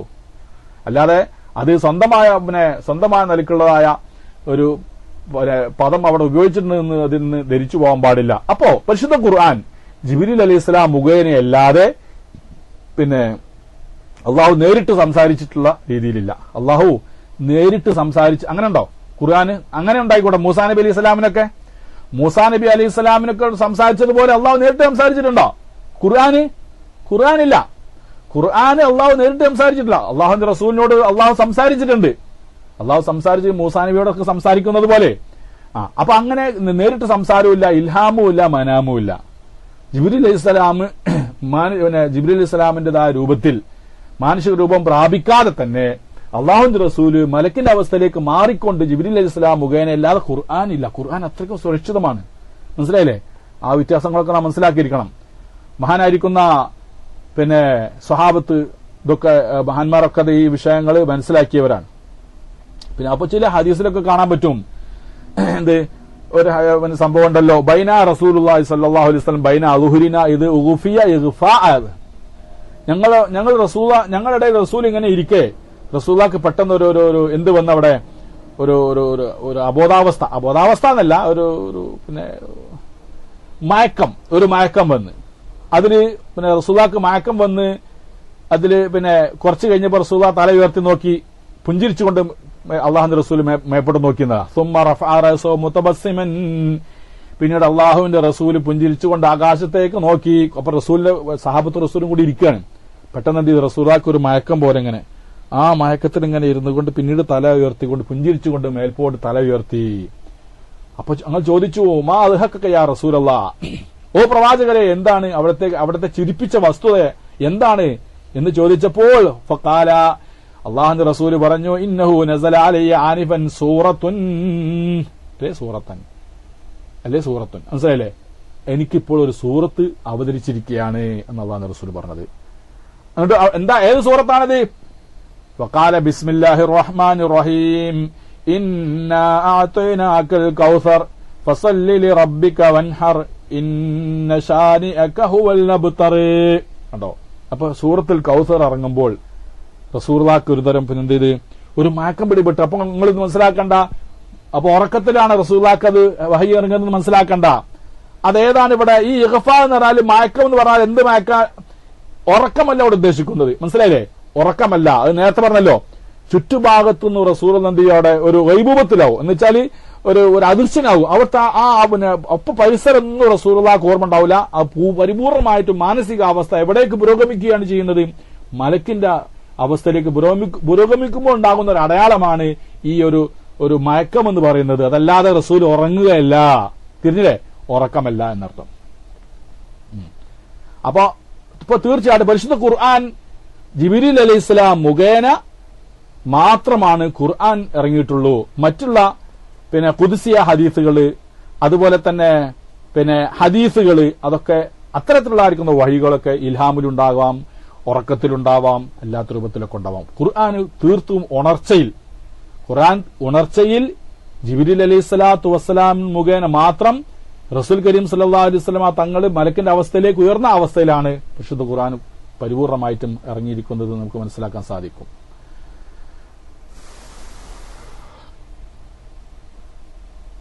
ബഹുമാനപ്പെട്ട സുയ്യിത്ത് ഇമാം അൽ-ഇത്ഖാനിൽ പറയുന്നു, പിന്നെ അല്ലാഹു സുബ്ഹാനഹു വ തആല വഹി ഇറങ്ങുന്ന രൂപങ്ങളൊക്കെ പറഞ്ഞതിന് ശേഷം പറയാണ്, അന്ന മിൻ കൈഫിയാത്തിൽ വഹി തക്ലീമുള്ള, വഹിന്റെ രൂപത്തിൽപ്പെട്ടതാണ് അല്ലാഹു തആല നേരിട്ട് സംസാരിക്കുക.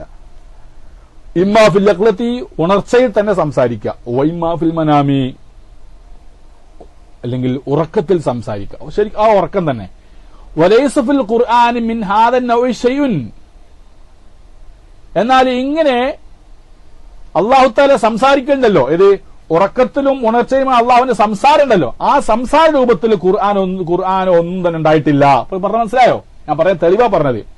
ഇമാം സുയ്യിത്തി തങ്ങൾ അൽ-ഇത്ഖാനിൽ പറയുന്നത് എന്താ, വഹി പല രൂപങ്ങളുണ്ട്. മറക്ക് മുന്നിലായിട്ടുണ്ട്, ദൂതൻ മുഖേന എത്തിച്ചു കൊടുക്കുന്നുണ്ട്, അള്ളാഹു നേരിട്ട് സംസാരിക്കുന്നുണ്ട്, മൂസാനോട് സംസാരിച്ചതുപോലെ. അങ്ങനെ അള്ളാഹുവിന്റെ സംസാരം അത് തന്നെ ഉറക്കത്തിൽ അള്ളാഹുവിന്റെ സംസാരം ഉണ്ടാവാം. അള്ളാഹുവിന്റെ സംസാരമാണെന്ന് ഉറപ്പ് വരുന്ന രംഗം അതാണ്. അള്ളാഹ് സംസാരിക്കാൻ അപ്പോൾ അങ്ങനെ പറയാന്നുള്ളതല്ല, അതെപ്പോഴെപ്പോഴും പറയേണ്ടതില്ലല്ലോ.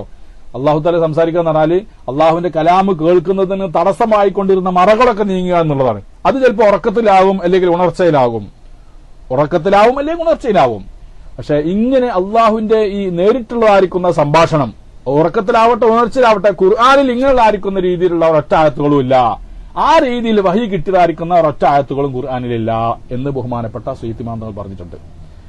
പക്ഷേ അദ്ദേഹം എന്ത് പറയുന്നുണ്ട്, അവസാനത്തെ സൂറത്തുൽ ബഖറന്റെ അവസാനം, അതുപോലെ തന്നെ സൂറത്തുൽ ദുഹാന്റെ അവസാനം ചില ഭാഗങ്ങള്, അലം നശ്റഹിന്റെ ചില ഭാഗങ്ങള്, ഇതൊക്കെ ചോദിച്ചപ്പോ അതൊക്കെ പിന്നെ നേരിട്ട് സംസാരത്തിന് ലഭിച്ചതാണ് എന്ന് തോന്നിപ്പിക്കുന്ന ചിലതുണ്ട്. മനസ്സിലായില്ലേ? കാരണം എന്തുകൊണ്ട്, ഒരു ഹദീസ് നമുക്ക് കാണാം, മുസ്ലിം ഉദ്ധരിച്ചൊരു ഹദീസ് കാണാം. ലമ്മ ഉസ്രിയ ബി റസൂലില്ലാഹി സ്വല്ലല്ലാഹു അലൈഹി വസല്ലം ഇൻതഹ ഇലാ സിദ്റത്തിൽ മുൻതഹ അൽ ഹദീസ്.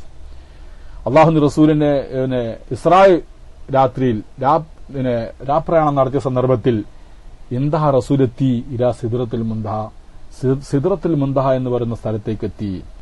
എന്നിട്ട് അവിടെ വെച്ച് പറയാണ് ഹദീസിൽ, ഫഉതിയ റസൂലുള്ളാഹി സ്വല്ലല്ലാഹു അലൈഹി വസല്ലം മിൻഹാ സലാസൻ, അവിടെ വെച്ചുകൊണ്ട് 3 കാര്യം നൽകി എന്നുള്ള. സിദ്റത്തുൽ അള്ളാഹു, അതായത് ആ അത്യുന്നതമായ ആകാശ ലോകങ്ങളും അള്ളാഹുവിനെ ഉദ്ദേശിച്ചായിരിക്കുന്ന സ്ഥലങ്ങൾ മുഴുവനും മലക്കൂത്തി ആ സർവ്വ സ്ഥലങ്ങളും കണ്ട്, അതുപോലെ സ്വർഗ നരകങ്ങൾ കണ്ട് എല്ലാം കണ്ട സന്ദർഭത്തിൽ അവസാനം അള്ളാഹു ചെയ്തു 3 കാര്യം അവിടെ കൊടുത്ത്. ഒന്നേതാണ്? 5 വക്ത് നിസ്കാരം കൊടുത്ത്. വഅതിയ ഖവാതീമു സൂറത്തുൽ ബഖറ, അൽ ബഖറ സൂറത്തിന്റെ അവസാനം കൊടുത്തു.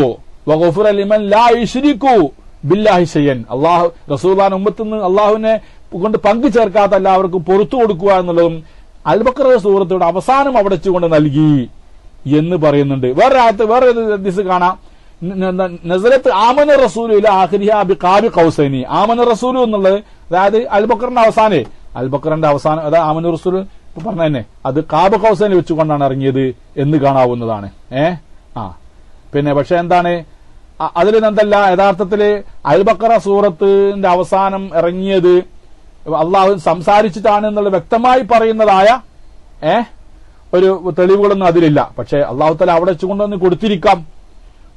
തന്റെ ഉമ്മത്തുകൾക്കുള്ള ശ്രേഷ്ഠത പരിഗണിച്ചുകൊണ്ട് അള്ളാഹു തആല ഉമ്മത്തുകൾക്കുള്ളതായ ശ്രേഷ്ഠത മറ്റുള്ളവരെ അറിയിക്കാൻ വേണ്ടിയിട്ട് ആ മഹത്തായ സ്ഥലത്ത് വെച്ചുകൊണ്ടും, അല്ലാതെ അള്ളാഹു തആല മുകളിലാണോന്നോ എന്നും നമ്മൾ ഇതിന് മനസ്സിലാക്കാൻ പറ്റില്ല കേട്ടോ. ഇസ്രാ മിറാജിൽ നിന്നും അള്ളാഹു തആല മുകളിലാണെന്നൊന്നും അർത്ഥം അതിനില്ല. അള്ളാഹു തആല ബഹുമാനപ്പെട്ട ഇബ്രാഹിം നബി അലൈഹി സ്വലാമിന് മലക്കൂത്ത് വകദാലിക നുരി ഇബ്രാഹിം മലക്കൂത്ത് സമാവാത്തി എന്ന് പറഞ്ഞല്ലോ. ഇബ്രാഹിം നബിയെ എന്ത് ആകാശലോകങ്ങളുടെ അതിലെ രഹസ്യങ്ങൾ മുഴുവനും ഇബ്രാഹിം നബി ഇസ്ലാമിന് കാണിച്ചു കൊടുത്തതുപോലെ അള്ളാഹുവിന്റെ റസൂൽ സയ്യിദുനാ റസൂലുള്ളാഹി സ്വല്ലല്ലാഹു അലൈഹി വസല്ലം ഞങ്ങൾക്കും അള്ളാഹു തആല ആകാശലോകങ്ങളുടെയും അതിന്റെ രഹസ്യങ്ങളും അതിലെല്ലാം റസൂലുള്ളാഹിക്ക് കാണിച്ചു കൊടുത്തിട്ട് എന്ത് ചെയ്ത് അവിടെ വെച്ചുകൊണ്ട് ആ സന്ദർഭത്തിൽ എന്ത് ചെയ്ത് അള്ളാഹു തആല അറിയിച്ചു കൊടുത്തതെന്നല്ലാതെ അള്ളാഹുവിന്റെ അടുക്കിലേക്ക് അങ്ങോട്ട് കയറിപ്പോയതാണ്, അള്ളാഹ് ഇറങ്ങി വന്നതാണ്, ഇങ്ങനെയുള്ള വിശ്വാസങ്ങളൊന്നും നമുക്ക് വെച്ച് പുലർത്താൻ പാടില്ല. അതൊക്കെ അഖീദക്ക് എതിരാണ്. അതൊക്കെ അള്ളാഹുവിന്റെ സത്തയോട് യോജിക്കാത്ത വിശ്വാസങ്ങളാണ്. ഇതൊക്കെ നാം പിന്നെ പ്രത്യേകമായി ശ്രദ്ധിക്കേണ്ടതുണ്ട്. അതല്ലാട്ടെ, അപ്പോ എന്താണ് ഇത്തരം ഖാബ് ഖൗസൈനിൽ വെച്ചുകൊണ്ട് അല്ലെ സിദ്റത്തുൽ മുൻതഹയിൽ വെച്ചുകൊണ്ട് അള്ളാഹു സുബ്ഹാനഹു വ തആല ഇത് എന്ത് ചെയ്തിരിക്കാം, ഇത് അവിടെ വെച്ചുകൊണ്ട് കൊടുത്തിരിക്കാം എന്നുള്ളതല്ലാതെ നേരിട്ട് സംസാരിച്ചുകൊണ്ട് എന്ത് ചെയ്തിട്ടില്ല, പരിശുദ്ധ ഖുർആൻ ആയത്ത് വഹയി ഇറങ്ങിയിട്ടില്ല എന്നുള്ളത് തന്നെയാണ് ഫലപ്പെട്ട 5 വക്ത് നിസ്കാരം എന്ന് പറഞ്ഞത്. മനസ്സിലായില്ലേ? നോക്കുങ്ങള് പിന്നെ 5 വക്ത് നിസ്കാരം കൊടുത്തത് എവിടുന്നാണ്? മക്കത്ത് വെച്ചു. ഇസ്രാ മിറാജിന് മക്കത്ത് വെച്ചുകൊണ്ടല്ലേ അല്ലേ? അത് ഇസ്രാ മിറാജിന്റെ നിസ്കാരം പിന്നെ അവിടെ വെച്ചുകൊണ്ടാണ്, നിസ്കാരം അവിടെ വെച്ചുകൊണ്ടാണ് ഫർളാക്കിയത് അല്ലേ? മിറാജിൽ വെച്ചു. പക്ഷെ ആയത്തിറങ്ങിയ ആ വിഷയത്തില് ആ രാത്രിയിൽ ആയത്തിറങ്ങിയിട്ടില്ലല്ലോ.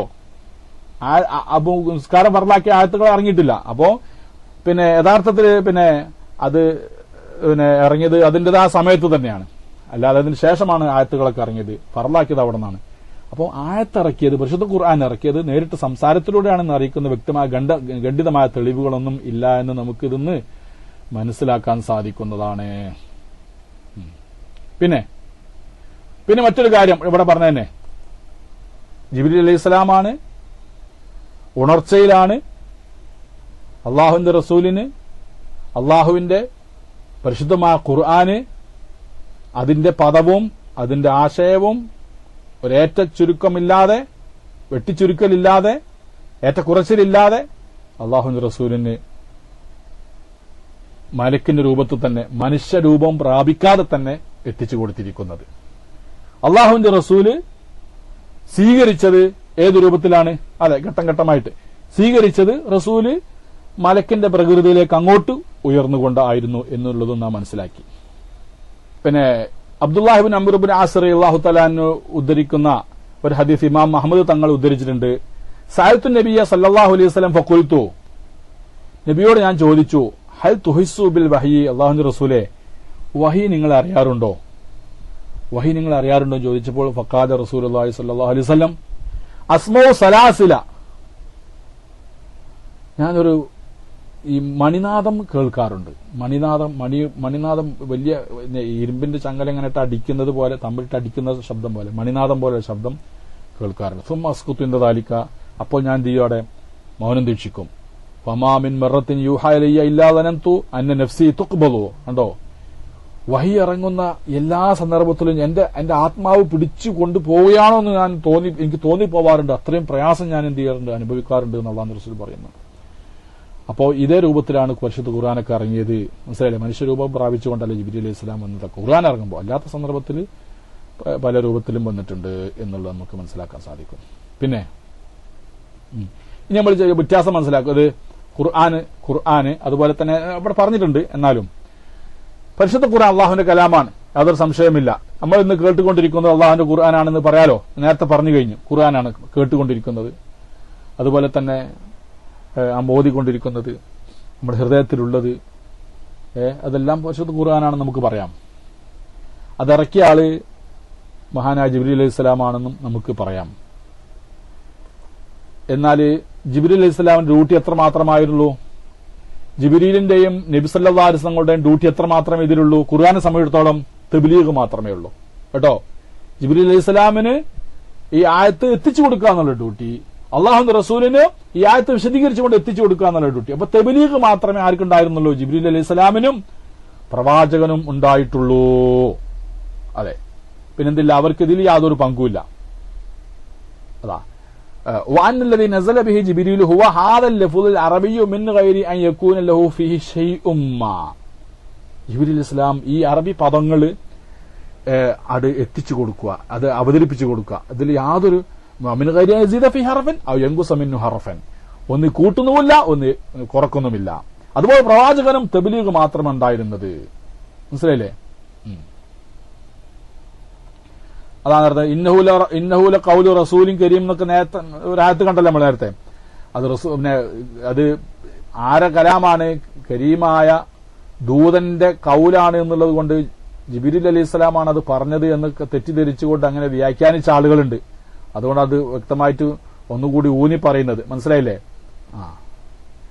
അതാ നസല ബിഹി റൂഹുൽ അമീൻ അലാ ഖൽബിക നസല ബിഹി റൂഹുൽ അമീൻ അലാ ഖൽബി ലിതകൂന മിനൽ മുൻദിരീൻ ബിലിസാനിൻ അറബിയ്യിൻ മുബീൻ. പിന്നെ അപ്പോ ഇനി ജിബ്രീൽ അലൈഹിസ്സലാം ഹദീസുമായിട്ട് അവതരിച്ചിട്ടുണ്ടല്ലോ, അതും കൂടി ഒന്ന് കൂടെ ചർച്ച ചെയ്താടാ. പരിശുദ്ധ ഖുർആനാണെങ്കിലും അതായത് ഹദീസുകൾ എങ്ങനെയായിരുന്നു ഇറക്കിയിരുന്നത് നമുക്ക് പറയാം. പിന്നെ ഹദീസാകുമ്പോൾ ഖുർആന് തബ്ലീഗുമായി ബന്ധപ്പെട്ട പിന്നെ കർക്കശ നിലപാടൊന്നും ഏതിലില്ല. ഹദീസുമായിട്ട് ഉള്ള വഹിയിൽ നമുക്ക് കാണാൻ സാധിക്കുന്നില്ല. അതായത് അള്ളാഹുന്ന് കേട്ടതായിരിക്കുന്ന ലഫ്ള് തന്നെ ആര് സ്വീകരിക്കണമെന്നില്ല, ജിബ്രീൽ അലൈഹിസ്സലാം സ്വീകരിക്കണമെന്നില്ല. അതിന്റെ ആശയമായിരിക്കും ഒരുപക്ഷെ പറഞ്ഞു കൊടുക്കുന്നത്. മനസ്സിലായില്ലേ? കാരണം എന്തുകൊണ്ട് ഈ പരിശുദ്ധ ഹദീസുകളുടെ പദങ്ങൾ എന്തെല്ലാം മുഅ്ജിസല്ല. അത് ഓതുന്നത് കൊണ്ട് എന്തില്ല, അത് ഓതുന്നത് കൊണ്ട് കൂലി ലഭിക്കുമല്ലോ. ഖുർആന്റെ പദങ്ങളാകുമ്പോൾ അത് ഓതിയാൽ കൂലി കിട്ടും, മുതാബത്തും ബി തിലാവത്തി എന്നുള്ളതാണ്. എന്നാൽ ഹദീസ് എന്തല്ല, അത് ഓതുന്നത് കൊണ്ട് മാത്രം എന്തില്ല, കൂലി ലഭിക്കില്ല. പിന്നെ അതിന്റെ പദങ്ങൾ എന്തല്ല, മോജിസുമല്ല. എന്നാ നോക്കിയോളൂ, ബഹുമാനപ്പെട്ട ഇമാം ജുവൈനി തങ്ങൾ, നമ്മുടെ അഖീദന്റെ ഏറ്റവും വലിയ പ്രഗത്ഭനായ ഒരു ആലിമാണ് ഇമാം ജുവൈനി തങ്ങൾ. മഹാനവറുകൾ പറയുന്ന ഒരു വിശദീകരണം നമുക്ക് ഒന്ന് ഇവിടെ മനസ്സിലാക്കുന്നത് സന്ദർഭോചിതമായിരിക്കും. കാല ജുവൈനിയോ കലാമുല്ലാഹിൽ മുനസ്സലു ഖിസ്മാനി, അള്ളാഹുവിന്റെ അവതരിപ്പുണ്ടായിരിക്കുന്ന കലാമ് 2 ഐറ്റം ഉണ്ട്. ഖിസ്മുൻ ഖാലല്ലാഹു ജിബ്രീല, ഒരു ഓഹരി അള്ളാഹു ജിബ്രീലിനോട് പറയുന്നു, കുല്ലി നബിയില്ലദി അൻത മുർസലിൻ ഇലൈഹി ഇന്നല്ലാഹ യഖൂലു ഇഫ്അൽ കദാ വകദാ വഅമുർ ബികദാ വകദാ. ഒന്നുകിൽ എങ്ങനെയായിരിക്കും ജിബ്രീൽ അലൈഹിസ്സലാമിന് അള്ളാഹു ഇട്ടുകൊടുക്കുന്നത് എങ്ങനെയാണ്? നബിയോട് പറയുക, നിങ്ങൾ പ്രവാചകന് പറഞ്ഞു കൊടുക്കുന്നത് ഇന്നാൽ ഇന്നത് ചെയ്യണം, ഇന്നാൽ ഇന്നതുകൊണ്ട് കൽപ്പിക്കുക, ഇന്നാൽ ഇന്നത് ചെയ്യണമെന്ന് പറയുക, അല്ലെ ഇന്നാലിനോട് കൽപ്പിക്കുക എന്നായിരിക്കും ജിബ്രീലിനോട് ഓർഡർ. അപ്പൊ ഫഹിമ ജിബ്രീലു മാ ഖാലഹു റബ്ബുഹു, അപ്പോ അള്ളാഹു താല ഇട്ടു തന്നതായിരിക്കുന്ന വിഷയം എന്താണെന്ന് ജിബ്രീൽ മനസ്സിലാക്കുന്നത്. എന്നിട്ട് അത് നബിയിലേക്ക് ഇറക്കി കൊടുക്കുന്നത്. എന്നിട്ട് എന്താ പറയാ, വഖാലഹു മാ ഖാലഹു റബ്ബുഹു വലം തകുൻ ഇബാറത്തു തിൽക്കൽ ഇബാറ കമാ യഖൂലുൽ മലക്കു ലിമൻ യസിഖു ബി. മനസ്സിലായില്ലേ? അപ്പൊ ഇബാറത്ത് ആര് പറഞ്ഞതുപോലെയല്ല, ജിബ്രീൽ അലൈഹി സ്വലാമിന്റെ ഹൃദയത്തിൽ അള്ളാഹു ഇട്ടുകൊടുത്തതുപോലുള്ള ഇബാറത്തായിരിക്കൂല. ആ ഇബാറത്ത് പിന്നെ പ്രകടിപ്പിക്കുന്ന പദം ആരുടേതായിരിക്കാം? ഒരുപക്ഷെ ജിബ്രീൽ അലൈഹി സ്വലാമിന്റേതായിരിക്കാം, അല്ലെങ്കിൽ പ്രവാചകന്റേതുമായിരിക്കാം. മനസ്സിലായ വ്യത്യാസം? ഹദീസുമായിട്ടുള്ള വ്യത്യാസം പറഞ്ഞത്. കാരണം അങ്ങനെ ഒരു ഐറ്റം ഉണ്ട് ഖുർആനിൽ. പിന്നെ മറ്റൊരിനം ഖാലല്ലാഹു ലി ജിബ്രീല ഇഖ്റ അലൻ നബിയ്യി ഹാദൽ കിതാബ, നബിക്ക് ഈ കിതാബ് ഒന്ന് ഓതിക്കൊടുക്കണമെന്നായിരിക്കും ഓർഡർ ഉണ്ടാവുക. ഫനസല ജിബ്രീലു ബി കലാമിഹി മിനല്ലാഹ്, എന്നിട്ട് ജിബ്രീൽ അലൈഹി സ്വലാം അള്ളാഹുവിന്റെ കലാമായിട്ട് ഇറങ്ങും. അതുപോലെ ഒരു വ്യത്യാസം വരുത്താതെ കണ്ടു തന്നെ ഈ കലാമുമായിട്ട് ഇറങ്ങും. എന്നിട്ട് അതാർക്ക് കൊടുക്കും?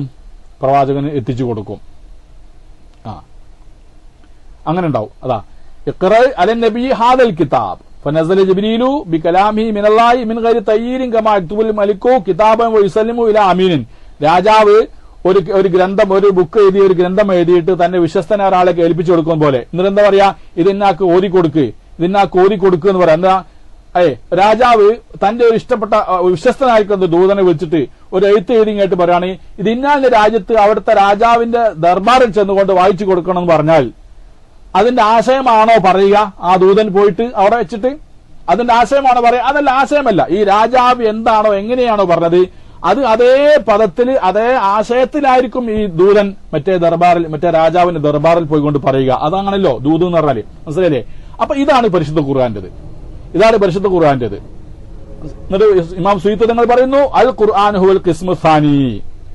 രണ്ടാമത് പറഞ്ഞത്, അതായത് ഒരു തന്റേതായ ഭാഗത്ത് നിന്ന് ഒരു ഏറ്റക്കുറച്ചലുകളോ കൂട്ടിച്ചേർക്കലുകളോ ഇല്ലാതെ അത് ആ പദവും ആശയവും അതേപടി അവതരിപ്പിച്ചു കൊടുത്ത ആ വഹീനാകുന്നു ഖുർആൻ എന്ന് പറയുന്നത്. ആദ്യം പറഞ്ഞതാണെങ്കിലോ ഹദീസ്. ഏത്? പ്രവാചകനോട് ഇന്ന കാര്യങ്ങളൊക്കെ കൽപ്പിക്കാന്നാ പറഞ്ഞത്. അള്ളാഹു തആലാന്റെ ഓർഡർ എങ്ങനെയാണ് ജിബ്രീലിന്? പ്രവാചകനോട് ഇന്നാന്നത് കൽപ്പിക്കുക, ഇന്നാന്നത് ചെയ്യാൻ പറയുക, ഇന്നാന്നത് ഉപദേശിക്കാൻ പറയുക, ഇന്നാന്നതൊക്കെ ഇന്നാന്ന സമയത്ത് ചെയ്യാൻ പറയാ. ഇതായിരിക്കും ആശയമായിരിക്കും കൊടുക്കുക. ആശയത്തിന് പദപ്രയോഗം അത് ജിബ്രീൽ അലൈഹിസ്സലാമിന്റേതാകാം, അല്ലെങ്കിൽ റസൂൽ കരീം സ്വല്ലല്ലാഹു അലൈഹി വസല്ലമയുടേതാകാം. അതാണ് ആയത്തും ഹദീസും തമ്മിലായിരിക്കുന്ന വ്യത്യാസമെന്ന് നാം മനസ്സിലാക്കേണ്ടതുണ്ട്. പിന്നെ